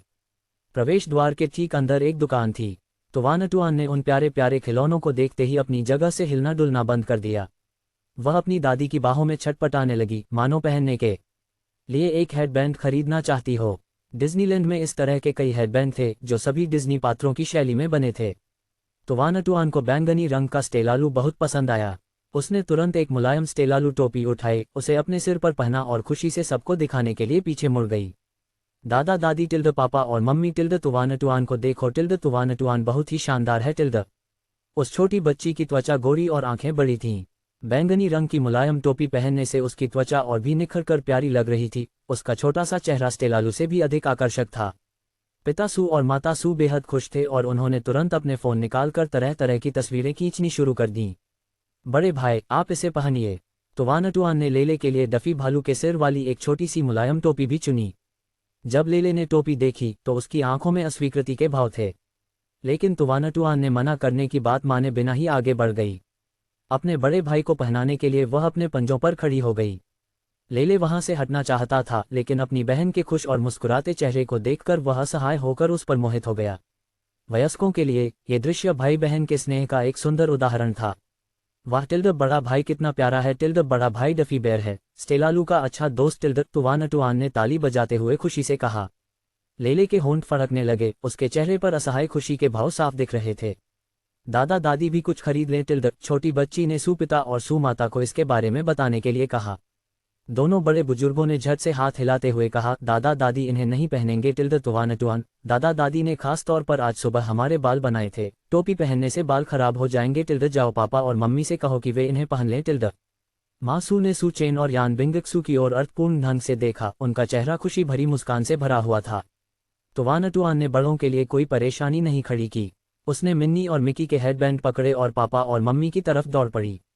पापा टिल्ड, आप मिकी की जर्सी पहनिए टिल्ड। मम्मी टिल्ड, आप मिन्नी की ड्रेस पहने टिल्ड। मिन्नी और मिकी एक जोड़ी हैं टिल्ड, पापा और मम्मी भी एक जोड़ी हैं टिल्ड। उस नन्हे बच्चे की आवाज़ दूधिया और मीठी थी, जिससे मासू इतनी जोर से हंस पड़ी कि उनका मुंह बंद नहीं हो पा रहा था। उसकी नन्ही पोती सचमुच बहुत होशियार थी टिल्ड, इतनी कम उम्र में ही उसे पता था कि अपने पापा और मम्मी के रोमांस में कैसे मदद करनी है। हाँ टिल्ड। सू चेन ने अपनी प्यारी बेटी के हाथों में मौजूद दो बच्चों जैसी हेडबैंड को देखा और एक पल के लिए थोड़ा असमंजस में पड़ गया। एक वयस्क व्यक्ति होने के नाते वह वास्तव में ऐसी चीज़ों को मना करना चाहता था, लेकिन अपने बेटे लेले की तरह वह भी तुवानटुआन की मनमोहक और सच्ची निगाहों को ठुकरा नहीं सका। तो सू चेन ने मन ही मन सोचा, चलो एक बार अपनी बेटी के साथ बचकाना व्यवहार कर ही लेते हैं टिल्ड। उसने मिकी वाला हेडबैंड उठाया और पहले उसे अपने सिर पर पहना, फिर मिन्नी वाला हेडबैंड उठाया और यान बिंगक्सू के सामने रखा। आओ बच्चों की माँ, तुम भी इसे पहन लो टिल्ड। यान बिंगक्सू ने ऊपर देखा और सू चेन के सिर पर लगे दो बड़े बड़े कान देखे। वह से बिना नहीं रह सकी। उसके लाल होंठ और सफ़ेद दांत समुद्र में गिरते तारों की तरह लग रहे थे, मानो दुनिया पल भर में रोशन हो गई हो। ये बहुत बचकाना है, मैं इसे पहनना नहीं चाहती, यान बिंगक्सू ने सच्चाई से कहा। वह एक कठोर उच्च पदस्थ सीईओ थी, वह इस तरह का बच्चों वाला हेडबैंड कैसे पहन सकती थी। सू चेन ने अपनी ओर इशारा करते हुए कहा, देखो मैंने भी इसे पहन लिया है, बस मेरी संगति के लिए पहन लो। तुवानटुआन ने अपनी माँ का हाथ खींचा और नखरे दिखाते हुए बोली, मम्मी आप भी इसे पहनिए। इसे पहनते ही आप पापा के मिकी की जोड़ी बन जाएंगी। यान बिंगक्सू ने मुस्कुराते हुए अपनी बेटी की ओर देखा। अगर हेडबैंड पहनने से उसका दिल सू चेन से जुड़ सकता तो वह इसे हर दिन जरूर पहनती। मैं तुम्हारी मदद करूंगा, अपना सिर नीचे करो। सू चेन ने सिर पर बंधी पट्टी ऊपर उठाई। यान बिंगक्सू थोड़ी हैरान रह गई और शर्म से चेहरा लाल करके उसने अपना सिर नीचे कर लिया। सू चेन ने धीरे से उसके सिर पर हेडबैंड रख दिया। जब उसने ऊपर देखा तो दोनों अपनी हंसी नहीं रोक पाए। वाह टिल्ड, पापा और मम्मी ने भी इन्हें पहन लिया टिल्ड। दादा दादी, हमारी एक तस्वीर खींचने में मदद कीजिए टिल्ड। तुवानटुआन ने लेले को खींचकर सू चेन और यान बिंगक्सू के साथ खड़ा कर दिया। सू के पिता और सू की माता ने अपने फ़ोन से धड़ाधड़ तस्वीरें खींचनी शुरू कर दीं। ये बहुत बढ़िया है टिल्ड, यह उनके बेटे के परिवार की एक पारिवारिक तस्वीर है। बाद में वह इसे अपने फ़ोन के वॉलपेपर के रूप में इस्तेमाल करेंगी। डिज्नीलैंड बेहद लोकप्रिय था, लगभग हर आकर्षण के लिए लंबी कतारें लगी हुई थीं, लेकिन यान बिंगक्सू के लिए यह बिल्कुल भी कोई समस्या नहीं थी। ब्लैक गोल्ड कार्ड हाथ में लिए हुए पार्क के कर्मचारियों ने उनके लिए तुरंत रास्ता साफ कर दिया। प्रत्येक आकर्षण के लिए एक अलग वीआईपी चैनल था, वे बिना कतार में लगे सीधे प्रवेश कर सकते थे। कतार में खड़े पर्यटक ईर्ष्या और जलन के मिले जुले भाव से देख रहे थे। वे चिलचिलाती गर्मी में कुछ मिनट खेलने के लिए इंतजार कर रहे थे, जबकि काले कार्ड वाले अमीर लोग इंतजार के सभी चरणों को छोड़ सकते थे। अमीर होना कितना अच्छा होता है टिल्ड। रास्ते में मासू भी बहुत हैरान थीं। जब पिता सू और सू चेन दोनों बच्चों को बम्पर कार की सवारी कराने के लिए अंदर ले गए, तब मासू को आखिरकार यान बिंगक्सू से पूछने का मौका मिला, बिंगक्सू, क्या इस वार्षिक पास में वाकई इतनी शक्ति है? बाहर इतने सारे लोग कतार में खड़े हैं, लेकिन हमें इस कार्ड की वजह से कतार में लगने की ज़रूरत नहीं है। यान बिंगक्सू ने कहा, माँ, यह कोई सामान्य वार्षिक पास नहीं है। सामान्य वार्षिक पास तो केवल टिकट के पैसे बचाने के लिए होते हैं। ये black gold card VIP treatment के लिए है। मासू ने सिर हिलाया, पूरी तरह समझे बिना भी वह प्रभावित हुई। ठीक है, तो ये कार्ड बहुत महंगा होगा, है ना? यान बिंगक्सू ने पलकें झपकाईं। वह मदर सू को कैसे समझाएगी कि यह कार्ड केवल निवेशकों के लिए है? पूरे ड्रैगन कंट्री में ऐसे केवल 2 ही कार्ड हैं, एक पाक प्रबंधन के पास और एक उसके पास, यानी निवेशक के पास। उसने कल ही सू चेन से अपनी पहचान गुप्त रखने पर सहमति जताई थी, इसलिए वह केवल गंभीर चेहरे से कह सकी, कोई बात नहीं। ये बच्चों के खेलने के लिए है, इसलिए चाहे जो भी खर्च हो, कोई बात नहीं। मासू ने बढ़ते हुए संतोष के साथ उसकी ओर देखा और उसका हाथ थाम लिया। बिंगक्सू, अब से तुम और चेन चेन मिलकर तुवानटुआन और लेले की देखभाल करोगे। आर्थिक मामलों की चिंता चेन चेन पर छोड़ दो। वह एक पुरुष है, परिवार का भरण पोषण करना उसका कर्तव्य है। तुम अपना पैसा खुद रखो और अपने ऊपर खर्च करो। अपनी सास के ये शब्द सुनकर यान बिंगक्सू थोड़ी भावुक हो गई। धन्यवाद, माँ। चेन चेन और मैं मिलकर तुवानटुआन और लेले को सर्वश्रेष्ठ जीवन देने के लिए काम करेंगे। मासू ने सिर हिलाया और मुस्कुराई। नादान बच्ची, तुमने 3 साल से ज्यादा समय तक अकेले बच्चों की देखभाल करके बहुत मेहनत की है। टिल्ड, माँ की बात मानो। अब से अपना पैसा खुद रखो। अगर पैसे खत्म हो जाएं तो माँ को बुला लेना, मैं तुम्हें जेब खर्च भेज दूंगी। टिल्ड, इंतजार करने की जरूरत नहीं है। चलिए अभी वीचैट पर एक दूसरे को जोड़ लेते हैं। मासू ने अपना फोन निकाला और तुरंत यान बिंगक्सू को वीचैट पर जोड़ लिया। यान बिंगक्सू ने जैसे ही प्रस्ताव स्वीकार किया, उसे स्थानांतरण की सूचना मिल गई। सू की मां ने उसे 5000 युआन भेजे थे। विश्वविद्यालय में दाखिला लेने के बाद से ही यान बिंगक्सू ने अपना खुद का व्यवसाय शुरू कर दिया था और अच्छी खासी कमाई कर रही थी। आमतौर पर वही अपनी मां को जेब खर्च देती थी। उसने कभी सोचा भी नहीं था कि अब उसे अपनी सास से जेब खर्च लेना पड़ेगा। इस तरह का अनुभव उनके लिए बिल्कुल नया था। बिंगक्सुए, ये पैसे अपने पास रखो। चेन चेन को मत बताना। माँ, आपको मुझे क्या नहीं बताना चाहिए? सू चेन लेले को लेकर बाहर आए और संयोग से उसने अपनी माँ का आखिरी वाक्य सुन लिया। मासू ने तुरंत अपना फोन एक तरफ रख दिया और यान बिंगक्सू का हाथ पकड़ लिया। चली जाओ टिल्ड, यह मेरे और मेरी बहू के बीच का राज है। इसमें दखल मत दो। टिल्ड। अध्याय 56, बढ़ता स्नेह। टिल्ड। कुछ आकर्षणों का आनंद लेने के बाद जल्द ही दोपहर हो गई। पार्क का आधा हिस्सा अभी भी देखना बाकी था, इसलिए परिवार ने पार्क के अंदर ही दोपहर का भोजन करने की योजना बनाई। ब्रोशर के अनुसार पार्क में 2 भोजन क्षेत्र थे। एक सार्वजनिक कैंटीन थी, जिसमें अपेक्षाकृत किफ़ायती कीमतों पर विभिन्न प्रकार के भोजन उपलब्ध थे, हालांकि यह निश्चित रूप से बाहरी दुनिया के भोजन से तुलना नहीं कर सकती थी। दूसरा स्थान रॉयल बैंक्वेट हॉल था, जहां कोई भी परिकथाओं जैसी पृष्ठभूमि में अपने पसंदीदा डिज्नी मित्रों के साथ दोपहर के भोजन का आनंद ले सकता था। तुवानटुआन और लेले ने स्वाभाविक रूप से इसे ही चुना। हालांकि रॉयल बैंक्वेट हॉल के नीचे एक सूचना लगी थी जिसमें लिखा था कि 3 दिन पहले आरक्षण कराना आवश्यक है। जाहिर है, 3 दिन पहले उन्होंने यहां आने की योजना नहीं बनाई थी।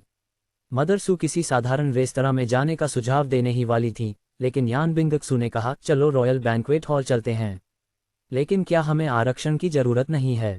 सू चेन ने पूछा। उसने पूछते ही पछतावा महसूस किया। ग्रेट के सीईओ यान की मौजूदगी में आरक्षण की कमी का क्या महत्व था? ये सोचकर कि उन्हें बिल्कुल भी लाइन में इंतजार नहीं करना पड़ा और उनके लिए विशेष कर्मचारी रास्ता साफ कर रहे थे, ये सब वीआईपी जैसा व्यवहार था। कोई बात नहीं, हम सीधे वहीं जा सकते हैं, यान बिंगक्सू ने कहा। तुवानटुआन और लेले अपनी मां के आरामदेह जीवन के आदी प्रतीत होते थे और बिना किसी झिझक के कर्मचारियों द्वारा चलाई जा रही दर्शनीय स्थलों की गाड़ी में बैठ गए। शाही भोज कक्ष एक महल के आकार का था। जब वे अंदर गए तो वहां एक भी मेज खाली थी। मासू ने आश्चर्य से कहा, अरे, यहाँ कोई क्यों नहीं है? हम अभी अभी सार्वजनिक भोजनालय के पास से गुजरे थे और वहां लोग खाने के लिए कतार में लगे हुए थे। यान बिंगक्सू पास आए, उसका हाथ पकड़ा और बोली, माँ, क्या अकेले रहना बेहतर नहीं है? परिवार के साथ मिलकर खाना खाने में शांति मिलती है। सू चेन एक नज़र में ही समझ गया कि वह जगह पूरी तरह से खाली कर दी गई थी। वहां के कर्मचारी अभी भी मेजों को साफ कर रहे थे। पिता सू और माता सू ने ध्यान नहीं दिया। डिज्नी के शुभंकर की पोशाक पहने दोस्तों के एक समूह को पास आते देख दोनों बच्चे पहले से ही खूब मस्ती कर रहे थे। परिवार ने दोपहर के मनोरंजन में शामिल होने से पहले खुशी और शांति से दोपहर का भोजन किया। जब वे 7 ड्वार्फ्स माइन ट्रेन के पास पहुंचे तो तुवानटुआन ने उस पर सवार होने के लिए जोर शोर से गुहार लगाए। यान बिंगक्सू एक पल के लिए स्पष्ट रूप से हिचकिचाए। सू चेन ने अपना सिर झुकाकर पूछा, क्या हुआ? यान बिंगक्सू ने अपना सिर हिलाया, उसका चेहरा थोड़ा पीला पड़ गया। यह एक रोलर कोस्टर था, लेकिन इसकी ऊंचाई मध्यम थी जो पूरे परिवार के लिए उपयुक्त थी। उन्होंने सुबह कई रोलर कोस्टर देखे थे, लेकिन उन पर बच्चों के लिए उम्र और ऊंचाई संबंधी प्रतिबंध थे, इसलिए वे उन पर नहीं बैठे थे। तुवानटुआन ये खेलना चाहता है टिल्ड दादी, आप मुझे ले चलो टिल्ड। लेले स्वतः ही अपने दादाजी के पास चली गई। तो माँ सू मुस्कुराते हुए पीछे मुड़ी और बोली, ठीक है टिल्ड, तो हम ये खेलेंगे टिल्ड, मैं तुवानटुआन को ले जाऊंगी। बूढ़े सू, तुम लेले को ले जाओ। चेन चेन, तुम और बिंगक्सू एक ही पंक्ति में बैठो। इस आकर्षण के लिए कतार में लगने की भी आवश्यकता नहीं थी, लेकिन सवारी पर चढ़ने के लिए उन्हें 7 या 8 मीटर ऊंचे एक चबूतरे तक चलना पड़ता था। सू चेन को स्पष्ट रूप से यान बिंगक्सू की चाल धीमी होती महसूस हुई और उसके चेहरे के भाव अच्छे नहीं लग रहे थे। क्या हुआ, क्या तुम डरे हुए हो? यान बिंगक्सू ने उसकी ओर मुड़कर देखा। उसकी आंखें एक चौंके हुए छोटे खरगोश की तरह थीं और उसका चेहरा थोड़ा हैरान था। मुझे ऊंचाई से डर लगता है। उसने सीढ़ियों की रेलिंग को कसकर पकड़ रखा था, उसकी पतली उंगलियां थोड़ी सफ़ेद पड़ गई थीं। सू चेन ने उसकी तरफ एक नज़र डाली और महसूस किया कि वह सचमुच डरी हुई थी। इसलिए उसने अपनी गति धीमी कर दी और पहल करते हुए उसका हाथ पकड़ लिया। यान बिंगक्सू एक पल के लिए मानो जम सी गई और उसकी ठंडी हथेली तुरंत पसीने से भीग गई। तो फिर क्यों न हम मम्मी और पापा को तुवानटुआन और लेले के साथ भेज दें और हम यहीं नीचे उनका इंतजार करें। सू चेन के बोलते ही तुवानटुआन, जो पहले ही ऊपर पहुंच चुकी थी, ने हाथ हिलाते हुए चिल्लाकर कहा, पापा मम्मी टिल्ड, फुसफुसाना बंद करो और जल्दी ऊपर आओ, साथ में खेलते हैं टिल्ड, गाड़ी चलने ही वाली है टिल्ड। अपनी बेटी के उत्सुक चेहरे को देखकर यान बिंगक्सू ने दांत पीसते हुए कहा, मैं ठीक हूँ, चलो उनके साथ खेलते हैं। क्या आप वाकई ठीक हैं? सू चेन ने पूछा। यान बिंगक्सू ने सिर हिलाया। उसका छोटा सा चेहरा पीला पड़ गया था और उसकी आंखों में घबराहट के साथ साथ दृढ़ संकल्प की झलक भी थी। सू चेन ने अपनी उंगलियों को उसकी उंगलियों में फंसाया और धीमी आवाज में धीरे से कहा, ठीक है, तो मैं तुम्हारे साथ चलूंगा। अन्य पर्यटक पहले से ही ट्रेन में सवार थे। पिता सू और माता सू के नेतृत्व में तुवानटुआन और लेले सबसे पहले बैठ गए। वे सभी आगे की सीटों पर बैठ गए, केवल पहली और आखिरी पंक्ति ही खाली रह गई। सू चेन यान बिंगक्सू को लेकर आखिरी पंक्ति में बैठ गया। अपनी सीट बेल्ट बांधने के बाद वह यान बिंगक्सू की मदद करने चला गया। यहाँ सुरक्षा के बहुत अच्छे इंतजाम हैं, चिंता मत करो। साथ ही ये बच्चों के लिए भी उपयुक्त है। इसकी कुल ऊंचाई सिर्फ 10 मीटर है, ज़्यादा नहीं। डरने की कोई बात नहीं है। यान बिंगक्सू ने सिर हिलाया, उसके चेहरे का रंग लगभग पूरी तरह से उड़ गया था। इंटरकॉम पर कर्मचारियों की आवाज़ आई, जिसमें घोषणा की गई कि खदानों को ले जाने वाली ट्रेन रवाना होने वाली है और सभी को तैयार रहने के लिए कहा गया। यान बिंगक्सू पल भर में घबरा गई और अनजाने में ही सू चेन का हाथ इतनी जोर से पकड़ लिया कि लगभग उसे दर्द होने लगा। अफसोस, लगता है वो सचमुच डरी हुई है। उन्हें उम्मीद नहीं थी कि यान बिंगक्सू, जो आमतौर पर इतनी ठंडी और अलग थलग रहती थी, वास्तव में रोलर कोस्टर की सवारी से डर जाएगी। ट्रेन ने धीमी गति से चलना शुरू किया, लेकिन वह लगातार ऊपर की ओर चढ़ती रही। ये प्रक्रिया वास्तव में काफ़ी कष्टदायक थी, क्योंकि सभी जानते थे कि ट्रेन जल्द ही अपने उच्चतम बिंदु पर पहुंच जाएगी, जिसके बाद तेजी से नीचे उतरेगी। भारहीनता की यह प्रक्रिया सबसे रोमांचकारी हिस्सा थी। यान बिंगक्सू ने अपने दांत कसकर भींच लिए, उसकी आंखों में डर साफ झलक रहा था। फिर भी उसने अपनी आंखें बंद नहीं की। उसकी बड़ी बादाम जैसी गोल और चौड़ी आंखें इस उम्र में तुवानटुआन की आंखों जैसी लग रही थीं, जिनमें मासूमियत भरे डर की झलक थी। सू चेन ने दिल में दर्द लिए उसे देखा, आसपास के दृश्यों को पूरी तरह से नज़रअंदाज करते हुए अपना सारा ध्यान यान बिंगक्सू पर केंद्रित किया। अगर आपको डर लग रहा है तो दांत मत भींचिए, बस चिल्लाकर उसे बाहर निकाल दीजिए। अपने सारे डर को चीखकर बाहर निकाल दीजिए और हवा उसे उड़ा ले जाएगी। मैं अभी तुम्हें पकड़ लूंगा। बस अपनी आंखें बंद करो और चीखो, नीचे उतरने का सफ़र पल भर में खत्म हो जाएगा। यान बिंगक्सू की आवाज़ लगभग कांप रही थी। हम टिल्ड, वह एक शब्द लड़खड़ाते हुए बड़ी मुश्किल से बोला गया। यह आ रहा है, डरो मत, मैं यहाँ हूँ टिल्ड। सू चेन के बोलते ही रोलर कोस्टर तेजी से नीचे की ओर गिरने लगा।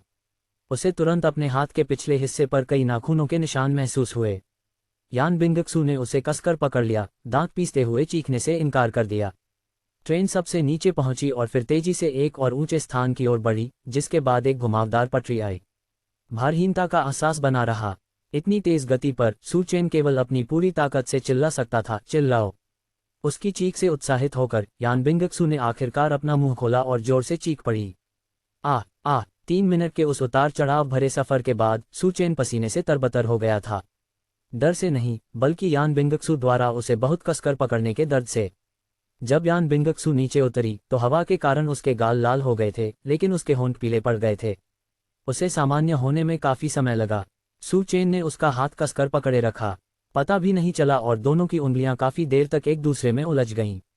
तुवानटुआन ने खूब आनंद लिया और खुशी खुशी दौड़ते हुए आए और अपनी माँ सू को भी खींच लाए, जो थोड़ी डरी हुई थी। बहुत मज़ा आया टिल्डा, तुवानटुआन को रोलर कोस्टर बहुत पसंद है टिल्डा। उस नन्हे बच्चे ने मम्मी के डर को बिल्कुल भी महसूस नहीं किया और अपनी आंखें सिकुड़कर खुशी से मुस्कुराता रहा। माँ सू की नज़र अपने बेटे और बहू के हाथों पर पड़ी और उनके होठों पर संतुष्टि भरी मुस्कान आ गई। अध्याय 57 ड्रैगन विज्ञान और प्रौद्योगिकी अकादमी में हाई स्कूल की सबसे खूबसूरत छात्रा से मुलाकात। इसके बाद आने वाले आकर्षण ज़्यादातर मनोरंजन के झूले थे, जिनमें से कोई भी उतना रोमांचक नहीं था, लेकिन सू चेन और यान बिंगक्सू ने एक दूसरे का हाथ थामे रखा और छोड़ा नहीं। डिज्नीलैंड के चारों ओर विभिन्न प्रदर्शन हुए, जिनमें खूबसूरत गाउन पहने डिज्नी राजकुमारियां और कई प्यारे प्यारे शुभंकर पात्र खुशी खुशी पर्यटकों का हाथ हिलाकर अभिवादन कर रहे थे। इस नज़ारे को देखने के लिए पर्यटक सड़क के दोनों ओर कतार में खड़े थे और यान बिंगक्सू अभी भी थोड़ी हैरान परेशान लग रही थी, उसकी आंखें लगातार अस्थिर थीं। जैसे ही फोटो खींचने वाले किसी व्यक्ति से उसे टक्कर लगने वाली थी, सुचेन ने उसे धीरे से खींच लिया और सावधानीपूर्वक अपनी बाहों में सुरक्षित कर लिया। यान बिंगक्सू ने ऊपर देखा, उनके चेहरे एक दूसरे से कुछ इंच की दूरी पर थे। उसे देर से ही सही शर्म आ गई, उसके दिल में एक हल्की सी हलचल महसूस हुई। सू चेन ने भी अभी अभी महसूस किया कि वह पूरे समय यान बिंगक्सू का हाथ पकड़े हुए था और उसे भी इसी तरह की एक असामान्य अनुभूति हुई। हालांकि उसने फिर भी हाथ नहीं छोड़ा। पिता सू और माता सू दोनों बच्चों को लेकर आगे बढ़े और सू चेन ने यान बिंगक्सू का हाथ पकड़ रखा था और पूरा परिवार खुशी खुशी डिज्नीलैंड घूमने निकल पड़ा। योजक चिन्ह। सोमवार की सुबह सू चेन ने चाओफान ग्रुप के साथ dragon science and technology academy में आज अपनी भर्ती प्रक्रिया पूरी करने के लिए जाने की व्यवस्था की थी। उसने अपनी कार बाहर बने अस्थायी पार्किंग स्थल में खड़ी कर दी, क्योंकि उसने कागजी कार्रवाई पूरी करने के बाद काम पर लौटने की योजना बनाई थी। गाड़ी पार्क करने के बाद Su Chen dragon science and technology academy के प्रवेश द्वार की ओर बढ़ा। जैसे ही वह अंदर जाने वाला था, अचानक दो लोग मुख्य द्वार से बाहर निकले। एक महिला सफ़ेद पोशाक में बेहद खूबसूरत थी और दूसरा चश्मा पहने हुए थोड़ा मोटा ताज़ा आदमी था। दोनों साथ खड़े थे, इसलिए स्वाभाविक रूप से खूबसूरत महिला ने अधिक ध्यान आकर्षित किया। सू चेन, महिला ने संदेह से पुकारा। सू चेन को अपनी ओर देखते देख वह तुरंत मुस्कुराए और पुष्टि करते हुए बोली, हाँ सच में तुम ही हो। सू मिंग ने उस महिला को देखा और उसके मन में तुरंत एक मासूम युवती की छवि उभर आई। यू लिली, हाँ मैं ही हूँ टिल्डा, मुझे उम्मीद नहीं थी कि आपको मैं अभी भी याद हूँ टिल्डा, महिला ने मुस्कुराते हुए कहा। सू चेन ने हल्की सी मुस्कान के साथ कहा, बेशक मुझे याद है, हमारी हाई स्कूल की क्लास की सबसे खूबसूरत लड़की। तुम बिल्कुल नहीं बदली हो, अब भी बहुत सुंदर हो। वह विनम्रतापूर्वक अपनी जगह पर डटा रहा, उसकी मुस्कान में कोई अन्य अर्थ नहीं था, बस एक पुराने सहपाठी से मिलने की खुशी थी। हालांकि यू लिली बहुत उत्साहित थी और जोश से उसके पास दौड़ कर गई। सू चेन, तुम बहुत बदल गए हो, हाई स्कूल के दिनों से भी ज़्यादा हैंडसम हो गए हो। खांसी। यू लिली के बगल में बैठा आदमी अपनी अनदेखी से नाराज होकर अपनी उपस्थिति को फिर से जताने के लिए 2 बार खांसा। स्कूल के हैंडसम लड़के सू, क्या तुम सिर्फ हमारी क्लास की सबसे खूबसूरत लड़की को ही नमस्कार करोगे और मुझे, अपने पुराने सहपाठी को, नज़रअंदाज करोगे? उस आदमी ने थोड़ा सा सिर उठाकर सू चेन को तिरस्कार भरी नज़रों से देखा। सू चेन ने उस आदमी को देखा, काफ़ी देर तक सोचा, लेकिन उसे याद नहीं आया कि वह कौन था। यू लिली ने बगल से उसे याद दिलाया, सू चेन, ये हमारी कक्षा का कियान चेंग है। वो हाई स्कूल में हमेशा आखिरी पंक्ति में बैठता था और बड़े बड़े काले फ्रेम वाले चश्मे पहनता था। उसे याद है ना? सू चेन ने मानो अचानक ज्ञान प्राप्त कर लिया हो, सिर हिलाया। वह फिर से वर्तमान कियान चेंग की ओर देखे बिना नहीं रह सका और मुस्कुराया, मुझे ऐसा लगता है कि छात्र कियान चेंग ने पिछले कुछ वर्षों में अच्छा आहार लिया है। हाई स्कूल में कियान चेंग कद में छोटा और पतला था, लेकिन अब वह काफ़ी लंबा हो गया था, लगभग 1.7 मीटर, लेकिन उसका वजन 170 किलो से अधिक प्रतीत होता था। यू लिली मुस्कुराए, हाँ, कियान चेंग ने पिछले कुछ वर्षों में 30 से 40 किलो धन अर्जित किया है, इसलिए ये स्वाभाविक है कि आप उसे पहचान नहीं पा रहे हैं। मोटे ताज़े कियान चेंग, जिसकी दुखती नस पर चोट लगी थी, तुरंत गुस्से से भड़क उठा। उसने अपनी खुली हुई सूट जैकेट को ठीक किया, घमंड से सिर उठाया और सू चेन से कहा, स्कूल के हैंडसम लड़के सू, तुम्हारी यूनिवर्सिटी की जिंदगी कुछ ठीक नहीं चल रही है। तुम हाई स्कूल से भी ज्यादा पतले लग रहे हो। क्या ऐसा इसलिए है क्योंकि तुम्हारा खर्चा कम था और तुम्हें पर्याप्त खाना नहीं मिल रहा था? सू चेन ने कियान चेंग की ओर एक नज़र डाली और उदासीनता से कहा, मेरे पास बहुत पैसा हो या थोड़ा, इससे कोई फर्क नहीं पड़ता। मैं अपने शरीर की देखभाल पर ज़्यादा ध्यान देता हूँ। जब वह बोल रहा था तो वह सीना फुलाकर सीधा खड़ा था, उसकी पतली गर्मियों की टी शर्ट के नीचे उसकी मांसपेशियों की रूपरेखा हल्की हल्की दिखाई दे रही थी। यू लिली थोड़ा शर्मा गई और कुछ संकोच के साथ बात संभालते हुए बोली, सू चेन, आप dragon science and technology academy में क्यों हैं? क्या आप किसी से मिलने आए हैं? क्या आप चाहते हैं कि मैं अंदर जाकर आपसे कुछ कहूँ? मेरे पिताजी dragon science and technology academy में शिक्षाविद हैं और मैं नीचे के स्टाफ से अच्छी तरह परिचित हूँ। कियान चेंग ने तुरंत बीच में कहा, जी हाँ, स्कूल एडोनिस सू, मेरे पिताजी और लिली के पिताजी दोनों ही यहाँ शिक्षाविद हैं। अगर आपको किसी भी चीज़ में मदद की ज़रूरत हो तो बस बता दीजिए। पुराने सहपाठियों के नाते हम मदद करने से बिल्कुल भी इनकार नहीं करेंगे। उसने बेहद अहंकारी लहजे में बात की, मानो dragon science and technology academy में बैठा व्यक्ति उसका पिता नहीं बल्कि वह खुद हो। तभी सू चेन को याद आया कि कियान चेंग और यू लिली के पिता उस समय ड्रैगन साइंस एंड टेक्नोलॉजी अकादमी में काम करते थे। यही वजह थी कि उनके हाई स्कूल के शिक्षक हमेशा उनके साथ विशेष व्यवहार करते थे। इसके अलावा यू लिली उस समय कक्षा की सबसे खूबसूरत लड़की थी और कियान चेंग भी उसे पसंद करता था। उसने अपने सहपाठियों से पीठ पीछे ये भी कहा था कि चूंकि दोनों के माता पिता dragon science and technology academy से थे, इसलिए वे एक दूसरे के लिए बिल्कुल सही थे और बड़े होकर उनका रिश्ता पक्का एक ही होगा। अब उन्हें एक साथ खड़े देखकर और कियान चेंग के मन में उसके प्रति इतनी प्रबल शत्रुता देखकर ये स्पष्ट था कि उसने हार नहीं मानी थी। हालांकि यू लिली उसके साथ खड़ी थी, लेकिन उसने थोड़ी दूरी बनाए रखी, जिससे ये संकेत मिलता था कि कियान चेंग अभी भी उसका पीछा कर रहा था। सू चेन ये बात समझ गई और मुस्कुराते हुए बोली, मैं वाकई किसी से मिलने आई हूँ, लेकिन आज मेरी उनसे पहले से ही मुलाकात तय है, इसलिए मैं सीधे ऊपर जा सकती हूँ। हे, ये तो काफ़ी आसान लगता है। सू चेन, मुझे याद है कि तुम एक साधारण तृतीय श्रेणी के विश्वविद्यालय में पढ़े थे और इसी साल स्नातक हुए हो। शायद तुम्हें अभी तक नौकरी भी नहीं मिली होगी, इसलिए ये स्वाभाविक है कि तुम्हें पता नहीं है कि dragon science and technology academy किस तरह की जगह है। कियान चेंग ने व्यंग्य करते हुए कहा, ड्रैगन विज्ञान और प्रौद्योगिकी अकादमी ड्रैगन देश का शीर्ष वैज्ञानिक अनुसंधान संस्थान है। यहाँ देश की अत्याधुनिक तकनीक पर शोध किया जाता है और सुरक्षा व्यवस्था प्रथम श्रेणी की है। आगंतुकों को कई बार जांच से गुजरना पड़ता है और यहाँ तक कि जिन लोगों के पास पहले से अपॉइंटमेंट होता है, उन्हें भी अंदर से किसी को व्यक्तिगत रूप से बाहर आकर अंदर ले जाना पड़ता है। सू चेन, तुम dragon science and technology academy में कुछ और करने की कोशिश तो नहीं कर रहे हो? बुनियादी नियमों का न जानना वाकई संदेह पैदा करता है। बताओ, तुम किसे ढूंढ रहे हो? मेरे पिताजी यहाँ एक शिक्षाविद हैं और कई लोगों का प्रबंधन करते हैं। मैं यहाँ अक्सर आता हूँ। मुझे बताए, आप किसे ढूंढ रहे हैं? मैं इसकी पुष्टि करने में आपकी मदद करूंगा और फिर मैं बाद में आपके लिए गवाही दे सकता हूं, ताकि वहां के सुरक्षा गार्ड आपको रोक न सकें। यू लिली ने अपना सिर घुमाया और कियान चेंग को घूरते हुए कुछ नाराजगी से कहा, कियान चेंग, तुम क्या कर रहे हो? हम सब पुराने सहपाठी हैं, तुम इस तरह क्यों बात कर रहे हो? छात्र सू चेन हमसे झूठ तो बिल्कुल नहीं बोलेगा। जैसे ही कियान चेंग का सामना यू लिली से हुआ, उसने तुरंत चापलूसी भरी मुस्कान के साथ कहा, लिली, तुम किसी व्यक्ति का चेहरा तो जान सकती हो, लेकिन उसका दिल नहीं। मुझे पता है कि आप दयालु हैं और सोचते हैं कि हम सब पुराने सहपाठी हैं, लेकिन हमने सू चेन को 4 साल से नहीं देखा है। कौन जाने इन 4 सालों में वह क्या कर रहा था। जरा सोचिए, ऑटोमोटिव डिज़ाइन की पढ़ाई करने वाला एक तृतीय स्तरीय विश्वविद्यालय का छात्र ड्रैगन साइंस एंड टेक्नोलॉजी अकादमी में किसी को कैसे जान सकता है? हो सकता है उसके कुछ छिपे हुए इरादे हों। मुझे बस डर है कि तुम्हारा इस्तेमाल किया जाएगा और बाद में तुम्हें चोट पहुंचेगी। लिली, गुस्सा मत करो, मैं ये सब तुम्हारे भले के लिए ही कर रहा हूँ। आखिरकार भविष्य में हमारे दोनों परिवार। कियान चेंग, यू लिली थोड़ी शर्माई सू चेन की तरफ देखकर बोली, बकवास मत करो। लिली, मैं बकवास नहीं कर रहा हूँ। क्या अंकल यू ने यह नहीं कहा था कि चूंकि हमारे दोनों परिवारों के बीच इतने अच्छे संबंध हैं तो हमारा मामला? मेरे पिताजी ने यही कहा था, मैंने अभी तक सहमति नहीं दी है। यू लिली ने बीच में ही टोकते हुए कहा। उसकी निगाहें लगातार सू चेन पर टिकी हुई थीं। कियान चेंग मूर्ख नहीं था, उसने स्वाभाविक रूप से देख लिया था कि यू लिली को सू चेन में कुछ दिलचस्पी थी। आखिरकार हाई स्कूल में वे क्लास के सबसे खूबसूरत लड़के और स्कूल के सबसे लोकप्रिय लड़के थे और कई लोग आपस में चर्चा करते थे कि वे एक दूसरे के लिए कितने उपयुक्त हैं।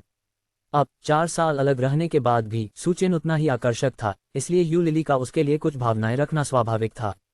लेकिन वह सू चेन को सफल नहीं होने दे सकता था। उसने इतने सालों तक यू लिली का पीछा किया था और अब जब उसने आखिरकार विश्वविद्यालय से स्नातक की उपाधि प्राप्त कर ली थी और उनके माता पिता भी मदद कर रहे थे, तो यू लिली के पिता का भी उसके प्रति अच्छा रवैया था, जिससे उनके परिवारों के बीच विवाह होने की संभावना बहुत बढ़ गई थी। वह सू चेन, इस बिन बुलाए मेहमान को वह चीज़ छीनने नहीं देगा जो पहले से ही उसके हाथ में थी। इस प्रकार सू चेन के प्रति कियान चेन की शत्रुता और भी बढ़ गई। सू चेन, मुझे बताओ, तुम आखिर किसे ढूंढ रहे हो? अगर तुम स्पष्ट रूप से नहीं समझा सकते तो मैं किसी को भेजकर तुम्हें बाहर निकलवा दूंगा। ड्रैगन विज्ञान और प्रौद्योगिकी अकादमी का प्रवेश द्वार किसी के भी लिए उपद्रव करने की जगह नहीं है। सू चेन को गुस्सा नहीं आया, आखिर पागल कुत्ते पर गुस्सा करने की कोई जरूरत नहीं थी।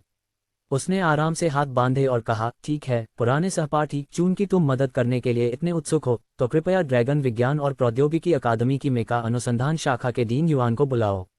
अध्याय 58, चौंकाने वाली बात। सू चेन वास्तव में एल्डर युआन द्वारा व्यक्तिगत रूप से आमंत्रित एक प्रतिभाशाली सलाहकार है। सू चेन भी क्रोधित नहीं था, आखिरकार पागल कुत्ते पर क्रोधित होने का कोई औचित्य नहीं था।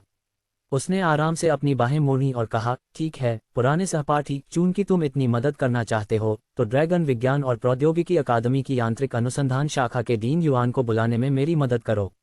हा हा हा हा। कियान चेंग ऐसे हंसा जैसे उसने कोई बहुत बड़ा मजाक सुना हो। वह खुद को रोक नहीं पाया और अपना सिर पीछे करके हंसने लगा। उसके चेहरे की चर्बी कांपने लगी। बूढ़े डीन युआन, सू चेन, तुम सीधे शाही राजधानी के दक्षिण पश्चिम सागर में क्यों नहीं चले जाते? मुझे लगता है तुम यहाँ सिर्फ हंगामा करने आए हो। सुरक्षाकर्मियों, जल्दी आओ। हाल ही में यू लिली के पिता को खुश करने के लिए और स्नातक होने के बाद नौकरी न मिलने के कारण कियान चेंग हर दिन dragon science and technology academy जाता था, इसलिए सुरक्षा गार्ड स्वाभाविक रूप से उसे जानने लगे थे। वह भीड़ के बीच एक सुरक्षा कप्तान की तरह व्यवहार कर रहा था। उसने कुछ गार्डों को इशारा करके बुलाया और सू चेन की ओर इशारा करते हुए कहा, ये व्यक्ति कह रहा है कि वह एल्डर युआन को ढूंढ रहा है। आप जानते हैं कि आपको क्या करना है? सुरक्षा गार्ड ने सिर हिलाया और आक्रामक ढंग से आगे बढ़ते हुए बोला, ये बेचारा हारा हुआ कहाँ से आ गया? क्या हमारे एल्डर युआन कोई ऐसे ही मिलने वाले व्यक्ति हैं? यहाँ से दफा हो जाओ, वरना हमारे भाइयों को तुम्हारे साथ बदसलूकी करने के लिए दोष मत देना। उसने अपने हाथ में पकड़ी हुई बिजली की लाठी लहराई और जानबूझकर सू चेन के सामने स्विच को पलट दिया। लाठी की नोक से एक चटकने वाली बिजली की आवाज निकली। यू लिली ने गुस्से में पैर पटका और चिढ़कर कहा, कियान चेंग, तुम क्या कर रहे हो? कियान चेंग ने एक बार फिर गिड़गिड़ाते हुए उसकी ओर देखा और फुसलाते हुए कहा, लिली, गुस्सा मत हो टिल्डर, ऐसा नहीं है कि मुझे हमारे पुराने सहपाठी की दोस्ती की परवाह नहीं है, लेकिन सू चेन को देखो, उसका झूठ बोलना हद से ज्यादा है। एल्डर युआन तो ऐसे व्यक्ति हैं जिनसे हमारे पिता भी पंगा लेने की हिम्मत नहीं करते। वे मेचा रिसर्च इंस्टीट्यूट के डीन हैं। सू चेन उन्हें कैसे जान सकता है? लिली, सू चेन के चेहरे से धोखा मत खाओ। अगर वह वाकई एल्डर युआन को जानता है तो फिर तुम क्या करोगे? सू चेन ने ठंडे लहजे में व्यंग्य करते हुए पूछा। कियान चेंग ने जैसे ही उसकी तरफ देखा, उसने तुरंत एक उग्र और घमंडी भाव अपना लिया। मैं हमारे हाई स्कूल ग्रुप चैट में 100 बार मैं बेवकूफ़ हूँ पोस्ट करूंगा। सू चेन ने सिर हिलाया और मुस्कुराते हुए कहा, ठीक है, 100 बार चिल्लाने की जरूरत नहीं है। बस 3 बार चिल्लाओ और 1 साल के लिए अपना नाम बेवकूफ़ रख लो। इसे वापस मत बदलना, बस इतना ही काफ़ी है। तुम दिखावा करना चाहते हो, लेकिन हमारे सहपाठी तुम्हें चैट में बार बार मैसेज भेजते हुए देखना भी नहीं चाहेंगे। सू चेन, तुम। कियान चेंग इतना क्रोधित था कि उसने अपना मोटा चेहरा ऊपर उठाया और गुस्से से सू चेन को घूरने लगा। सू चेन ने अपना फोन निकाला और एल्डर युआन का नंबर डायल किया। उस समय एल्डर युआन यू लिली के पिता और कियान चेंग के पिता से खबरें सुन रहे थे।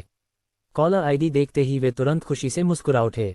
शांत रहो, मैंने जिस महान ईश्वर सलाहकार को आमंत्रित किया है वह फोन कर रहा है। शिक्षाविद यू और शिक्षाविद कियान ने एक दूसरे की ओर देखा। उनकी आंखों में जिज्ञासा और उत्साह भरा हुआ था। डीन कई दिनों से इस सलाहकार के बारे में बात कर रहे थे। अकादमी में सुबह की बैठकों के दौरान कई बार उनका जिक्र करते थे, यहाँ तक कि उन्होंने ये भी कहा था कि वह एक प्रतिभाशाली व्यक्ति हैं जो निश्चित रूप से ड्रैगन कंट्री को मेचा बनाने में मदद कर सकते हैं। शिक्षाविद यू और शिक्षाविद कियान भी इस क्षेत्र में नवीनतम शोध में शामिल थे, इसलिए स्वाभाविक रूप से वे सू चेन के बारे में जिज्ञासा और उम्मीदों से भरे हुए थे। सू चेन के आ जाने की खबर सुनकर उन्होंने जानबूझकर अपनी रिपोर्ट में देरी की ताकि इस प्रतिभाशाली व्यक्ति का असली चेहरा देख सकें। एल्डर युआन से ये सुनकर कि इस प्रतिभाशाली सलाहकार ने अभी अभी विश्वविद्यालय से स्नातक की उपाधि प्राप्त की है, दोनों भावुक होकर आह भरे बिना नहीं रह सके। सचमुच नायक युवाओं में से ही निकलते हैं। हेलो श्रीमान सू, क्या आप पहुंच गए हैं? जब सू चेन फोन पर बात कर रहा था, कियान चेंग उसका मजाक उड़ाते हुए बोला, हे तुम तो मौत के मुंह तक हार नहीं मानोगे। सुरक्षाकर्मियों, थोड़ा और इंतजार करने के लिए धन्यवाद, उसे थोड़ी देर और अभिनय करने दो। सू चेन ने उसकी बात अनसुनी कर दी और फोन के दूसरी तरफ मौजूद एल्डर युआन से कहा, एल्डर युआन, मैं dragon science and technology academy में नीचे पहुंच गया हूं, लेकिन लगता है यहाँ मेरा स्वागत नहीं है। मैं दरवाजे से अंदर भी नहीं जा पा रहा हूं। ये सुनकर एल्डर युआन का चेहरा एकदम बदल गया। वे जल्दी से उठे और बाहर जाते हुए बोले, श्रीमान सू, मुझे बहुत खेद है। मैंने रिसेप्शन पर स्पष्ट निर्देश दिए थे, लेकिन शायद उन्हें आपकी पहचान नहीं पता। कृपया थोड़ी देर रुकिए, मैं अभी आपको लेने आता हूँ। ये कहने के बाद उन्होंने समझाया, श्री सू, कृपया समझिए, ड्रैगन विज्ञान और प्रौद्योगिकी अकादमी की सुरक्षा व्यवस्था वाकई सख्त है। चाओफान समूह के मेचा अनुसंधान विभाग के सदस्य के रूप में आपको पता होना चाहिए कि यह सारी जानकारी गोपनीय है, इसलिए प्रवेश और निकास पर आमतौर पर कड़ी निगरानी रखी जाती है। एल्द युआन, मैं समझता हूँ। मेरा इरादा कर्मचारियों को दोष देने का नहीं है, बस इसकी वजह से मुझे थोड़ी देर हो गई है। जैसा कि आप जानते हैं, मुझे चाओफान ग्रुप में काम पर वापस जाना है। जी हाँ, मैं लिफ्ट में प्रवेश कर चुका हूँ। एक पल रुकिए, मैं अभी नीचे आ रहा हूँ। सू चेन ने फोन काट दिया और वहां मौजूद सुरक्षाकर्मी पहले से ही हक्का बक्का रह गए थे। चाओफान समूह, क्या ये व्यक्ति चाओफान समूह से है? चाओफान समूह की यांत्रिक अनुसंधान तकनीक भी उच्च कोटि की है। क्या सच में उसकी एल्द युआन से मुलाकात तय थी? सुरक्षा गार्डों ने आगे बढ़ने की हिम्मत नहीं की और सभी एक कदम पीछे हट गए। हालांकि कियान चेंग ने इस बात पर ध्यान नहीं दिया और उसका मजाक उड़ाते हुए कहा, सू चेन, तुम तो वाकई बड़े ही बड़े हो। Dragon science and technology academy में दिखावा करना तुम्हारे लिए काफी नहीं था। तुमने तो चाओफान ग्रुप से होने का झूठा दावा भी कर लिया। चाओफान ग्रुप में वापस क्यों जा रहे हो? वे तो तुम्हें सफाईकर्मी के तौर पर भी नहीं रखेंगे। हा। कियान चेंग, अपना मुंह बंद करो। शिक्षाविद कियान ने अपने बेटे के ये शब्द नीचे आते ही सुन लिए और गुस्से पर काबू न रख पाने के कारण तुरंत उसे रोकने के लिए आगे बढ़ गए। सू चेन, क्या ये वही नाम नहीं था जो प्रतिभाशाली सलाहकार एल्द युआन ने आमंत्रित किया था? जब कियान चेंग ने अपने पिता का ये गुस्सा सुना तो उसकी हंसी गले में ही अटक गई और वह अजीब तरह से पीछे मुड़ गया। उसने देखा कि एल्द युआन दो लोगों के साथ आ रहे हैं और कियान चेंग पूरी तरह से स्तब्ध रह गया। एल्द युआन और दोनों पिता यहाँ क्यों आए थे? क्या वाकई फोन सू चेन का था? यूलिली सदमे से भर गई, फिर सुखद आश्चर्य के साथ बोली, सू चेन, क्या तुम सचमुच डीन से मिलने आए हो? उसने अपनी आवाज़ धीमी करते हुए कहा, आप तो कमाल हैं। आप सच में एल्द युआन को जानते हैं? सू चेन ने हल्की सी मुस्कान दी और जल्द ही भावहीन अवस्था में लौट आए। एल्द युआन को यह भाव देखकर ऐसा लगा जैसे वह कुछ हद तक क्रोधित हों। कियान चेंग की बातें सुनते ही एल्द युआन और दोनों शिक्षाविदों को स्वाभाविक रूप से समझ आ गया कि क्या हो रहा है। एल्द युआन ने अपने पीछे बैठे शिक्षाविद कियान की ओर नाराजगी से देखा और कड़े चेहरे से कहा, ओल्ड कियान, आप अकादमी के अनुभवी हैं। क्या आपको अकादमी के नियम नहीं पता? गैर जरूरी लोगों को अपनी मर्जी से अकादमी में आने की इजाज़त मत दीजिए। शिक्षाविद कियान के मन में एक कड़वाहट थी जिसे वे व्यक्त नहीं कर पा रहे थे। उनका बेटा अयोग्य था और स्नातक होने के बाद उसे एक अच्छी नौकरी भी नहीं मिल पा रही थी। चूंकि वे हाल ही में यूलिली को पाने की कोशिश कर रहे थे, इसलिए उन्होंने अपने बेटे को अक्सर अकादमी में आने दिया और उसे कुछ चीजें सिखाईं, ये सोचकर कि अगर सब कुछ विफल हो जाए तो वे उसे अकादमी में कुछ सहायक का काम दे सकते हैं, जिससे यू परिवार के साथ दोनों बच्चों के भविष्य पर चर्चा करना भी आसान हो जाएगा। लेकिन किसने सोचा होगा कि यह शरारती बच्चा नए सलाहकार को सच में नाराज कर देगा। उसने तो यहाँ तक कि एल्द युआन से सार्वजनिक रूप से आलोचना भी झेल ली। शिक्षाविद कियान गुस्से से आग बबूला हो रहे थे। उन्होंने सिर झुकाकर डीन की बात मान ली, लेकिन मन ही मन कियान चेंग को घूरते रहे। कियान चेंग अब हिलने की हिम्मत भी नहीं कर पा रहा था क्योंकि एल्द युआन सू चेन के साथ बातें कर रहे थे और हंस रहे थे। एल्द युआन के रवैये ने पहले ही सब कुछ स्पष्ट कर दिया था। सू चेन शेखी नहीं मार रहा था, वह सचमुच काबिल था। अध्याय 59, ड्रैगन विज्ञान और प्रौद्योगिकी अकादमी के मेचा विभाग में प्रवेश।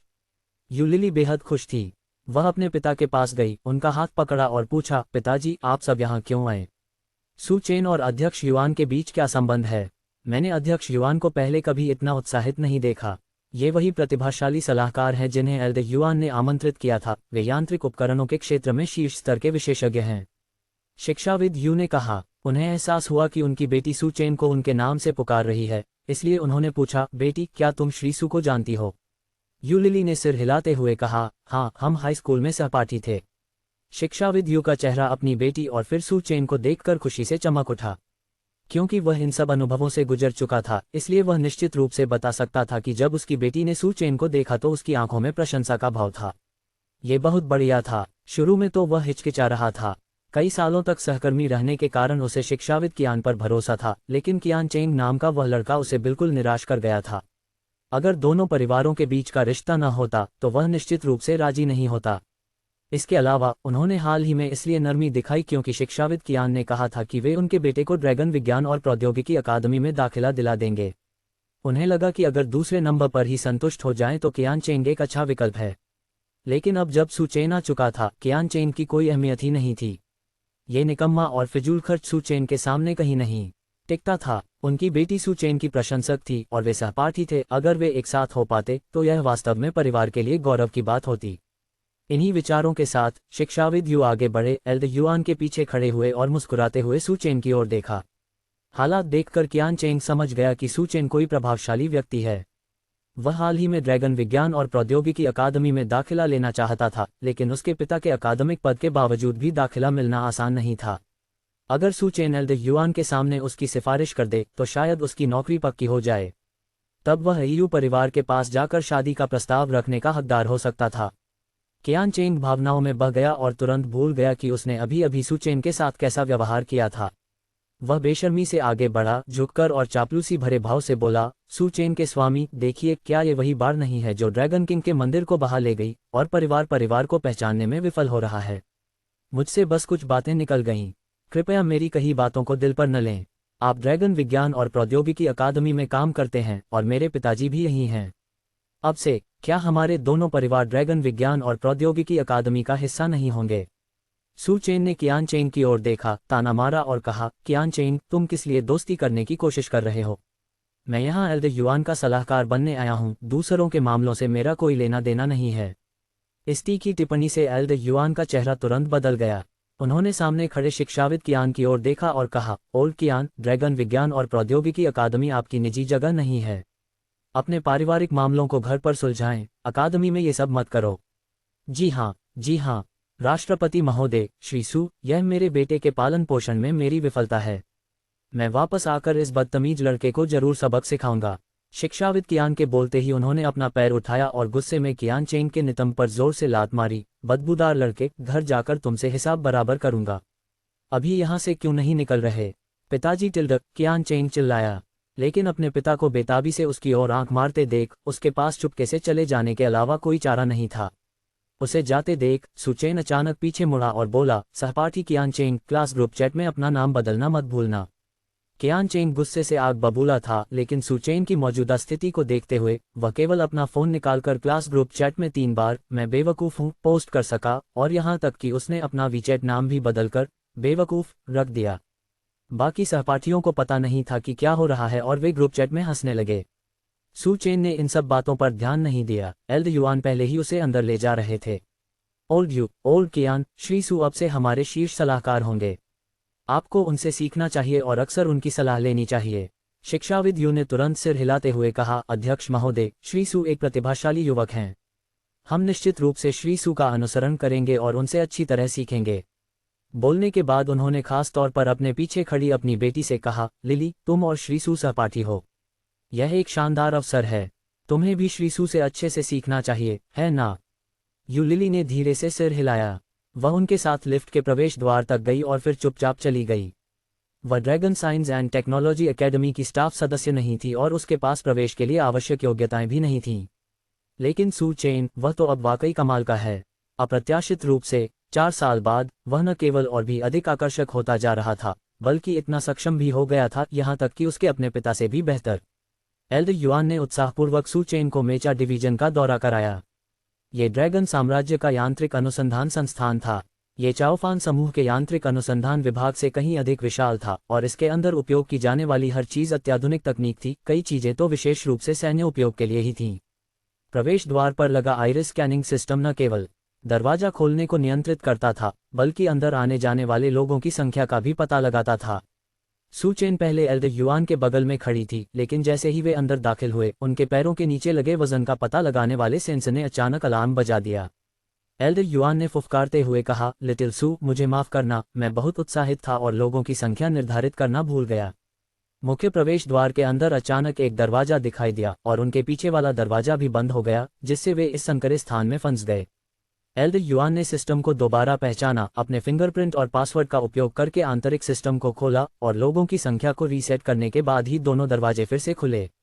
ये देखकर सू चेन मन ही मन आश्चर्यचकित हुए बिना नहीं रह सके कि राष्ट्रीय स्तर की वैज्ञानिक अनुसंधान अकादमी की प्रणाली वास्तव में सख्त थी।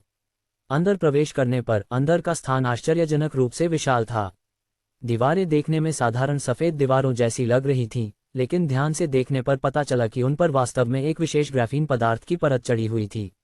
यह एक नए प्रकार का नैनो पदार्थ था जो मौजूदा तकनीक के तहत सबसे पतला, सबसे मजबूत और अति उच्च तापीय एवं विद्युत चालकता वाला था। इसे काला सोना के नाम से भी जाना जाता था और इसे नए पदार्थों का राजा का खिताब प्राप्त था। ये पदार्थ स्वयं तो महंगा नहीं था, लेकिन इसकी प्रक्रिया की जटिलता के कारण ये महंगा पड़ता था। ड्रैगन विज्ञान और प्रौद्योगिकी अकादमी की बाहरी दीवारों के लिए ऐसे पदार्थों और शिल्प कौशल का उपयोग ड्रैगन साम्राज्य की मौजूदा तकनीकी शक्ति को दर्शाता था। मेका रिसर्च डिवीजन के कार्यात्मक क्षेत्र बहुत सुव्यवस्थित थे। लॉबी कांच की दीवारों से घिरी हुई एक प्रदर्शन क्षेत्र जैसी लग रही थी। बाहरी क्षेत्र को देखकर अनुमान लगाया जा सकता है कि इन एकतरफा दर्पणों के पीछे अलग अलग क्षेत्र होने चाहिए। प्रत्येक क्षेत्र अलग अलग तकनीकी अनुसंधान का प्रतिनिधित्व करता था, जो एक दूसरे का समर्थन और समन्वय करते थे, लेकिन प्रक्रियाएं अपेक्षाकृत निजी थीं। इस तरह, यदि कोई समस्या उत्पन्न भी हो जाती है, तो विरोधी केवल प्रौद्योगिकी के एक छोटे से हिस्से को ही नियंत्रित कर पाएगा।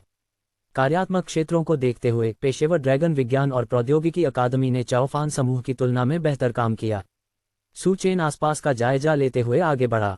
समूह लॉबी के केंद्र में पहुंचा, जहां एक विशाल लड़ाकू यंत्र प्रदर्शन मंच पर खड़ा था, जिसके चौड़े ट्रैक वाले पैर पूरे 1 वर्ग मीटर में फैले हुए थे।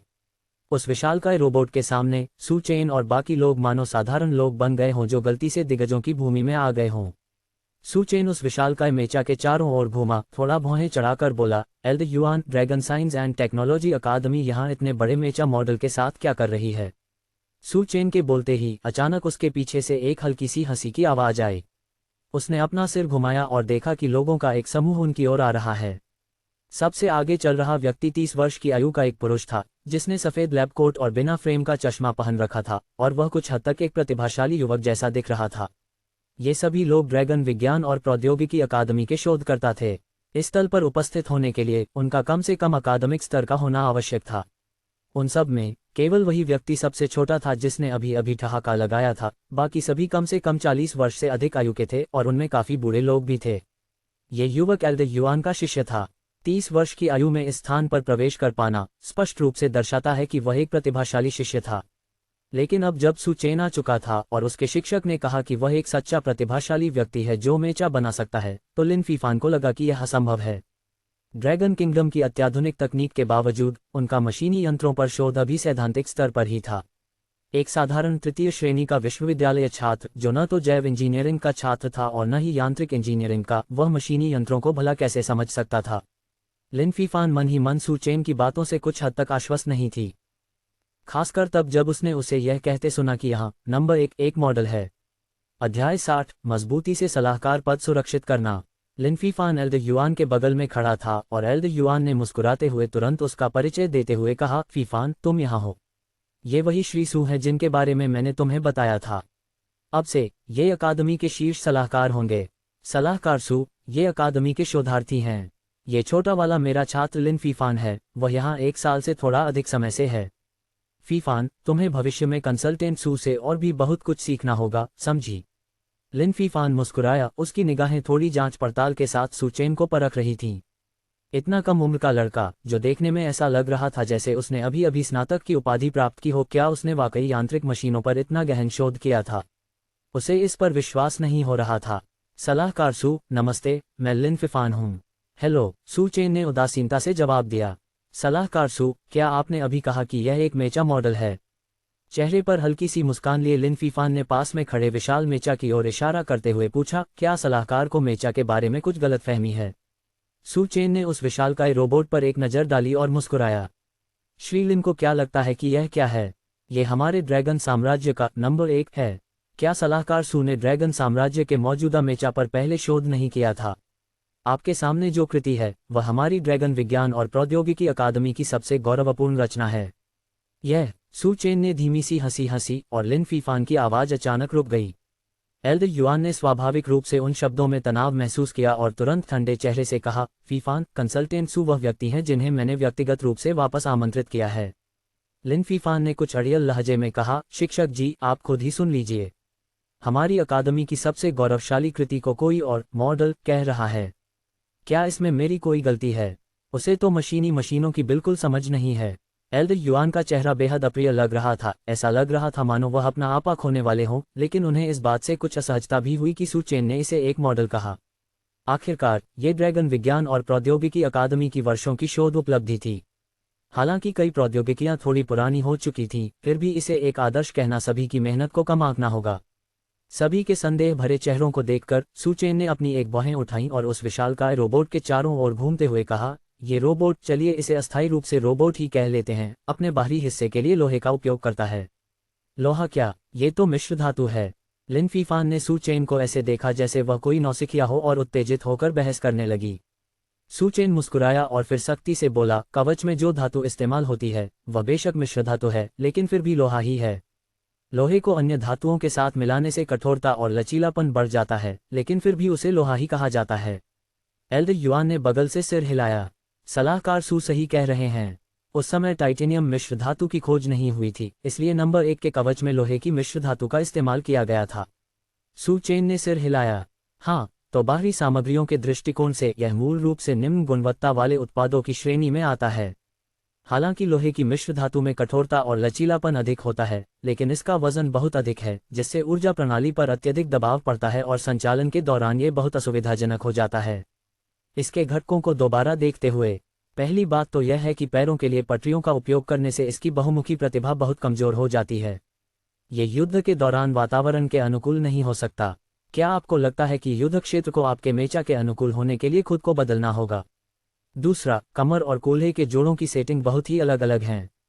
शरीर को घुमाने के लिए केवल कूल्हे का जोड़ है, कमर के जोड़ के लिए तो कोई अलग सेटिंग ही नहीं है। युद्ध के बीच में अगर आप अपने पीछे मौजूद दुश्मन पर हमला करना चाहते हैं तो क्या आपको पूरे मेचा को घुमाना पड़ेगा? असली युद्ध क्षेत्र में समय ही जीवन है। तीसरा, इसमें कोई नियंत्रण केबिन नहीं है। नियंत्रण केबिन के बिना किसी भी यांत्रिक शक्ति वाले हथियार को केवल रोबोट ही कहा जा सकता है। ये युद्ध के दौरान मानव शरीर की तरह तुरंत प्रतिक्रिया नहीं कर सकता। यह एक बहुत बड़ी समस्या है। भले ही इस यांत्रिक यंत्र की नियंत्रण प्रणाली को परिपूर्ण कर दिया जाए, लेकिन इसकी लचीलापन बहुत कमजोर होने के कारण ये युद्ध में कोई बड़ी भूमिका नहीं निभा पाएगा। कंकाल और जोड़ों की सेटिंग्स में भी समस्याएं हैं, बहुत सारी हैं। मेरा इरादा किसी को विशेष रूप से निशाना बनाने का नहीं है, लेकिन अगर यह मेचा युद्ध के मैदान में चला जाए तो एक मॉडल और इसमें बस इतना ही अंतर होगा कि यह शायद कुछ सेकंड अधिक टिक पाएगा। सू चेन के बोलते ही पूरा परिसर सन्नाटे में डूब गया। एल्डर युआन बेहद खुश दिख रहे थे, उनकी आंखों में उत्साह की चमक थी। उन्होंने उस आदमी को गलत नहीं समझा था। सू चेन महज एक नज़र में ही कई समस्याएं ढूंढ लेता था। मशीनों के बारे में उसकी अवधारणाएं और ज्ञान उनकी वर्तमान समझ से कहीं अधिक थे।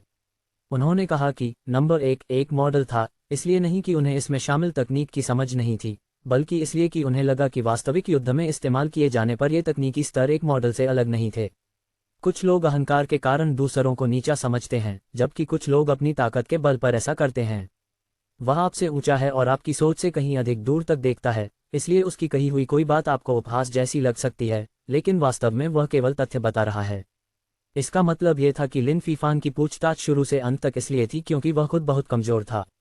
आसपास के शिक्षाविद भी पूरी तरह से आश्वस्त थे। सू चेन को देखते हुए उनकी आंखें चमक रही थीं। ड्रैगन किंगडम का मेचा अनुसंधान बच गया। एल्डर युआन द्वारा लाए गए इस युवक के माध्यम से मेचा के बारे में मिली जानकारी वास्तव में सराहनीय थी। उनके इस शीर्ष सलाहकार के रूप में होने से शायद ड्रैगन किंगडम सचमुच दुनिया का पहला देश बन सकता है जो एक मेका का निर्माण करेगा। लिन फीफान के चेहरे के भाव अब पूरी तरह बदल चुके थे। वह शर्मिंदा, हैरान और थोड़ा उत्साहित भी था। जो लोग अकादमिक शोध करते हैं उनमें आमतौर पर कुछ हद तक संशयवादी व्यक्तित्व होता है, क्योंकि वे एक ही चीज पर इतना ध्यान केंद्रित करते हैं कि बाहरी लोगों को वे सनकी लगते हैं। उन्हें रोबोट से बेहद प्यार था और रोबोट के अनुसंधान के प्रति उनका गहरा जुनून था। शायद कुछ मिनट पहले तक उसने सू चेन की काबिलियत पर सवाल उठाया होगा, लेकिन अब सू चेन उसके दिल में भगवान की तरह था। शिक्षाविद यू ने सू चेन को थम्स अप देते हुए उनकी जमकर प्रशंसा की और कहा, सलाहकार सू वाकई प्रतिभाशाली हैं। अभी अभी कहे गए उनके शब्द इस कहावत को सचमुच सार्थक करते हैं, आपके शब्दों को सुनना 10 साल के अध्ययन से बेहतर है। सलाहकार सू के साथ हमारा शोध निश्चित रूप से बहुत जल्द एक बड़ी सफलता हासिल करेगा। सलाहकार सू, ड्रैगन किंगडम के असली लड़ाकू यंत्र आप पर निर्भर करते हैं। सू चेन के पीछे, जिसे सब अपना आदर्श मानते थे, लिन फीफान सिर झुकाए और लाल चेहरे के साथ आगे बढ़ा। उसने पहल करते हुए अपना हाथ बढ़ाया और सू चेन की ओर देखते हुए पूरी ईमानदारी से कहा, सलाहकार सू, मैं आपसे माफ़ी मांगना चाहता हूँ।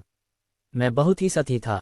मैंने सोचा कि आप युवा हैं और मेरे गुरु आपको यहाँ व्यक्तिगत रूप से लाए हैं, इसलिए मुझे जलन और नाराज़गी दोनों हुई। लेकिन अब मैं समझ गया हूँ, आप अपनी ताकत पर भरोसा करते हैं। मुझे उम्मीद है कि आप मेरी इस गलती को माफ़ कर देंगे।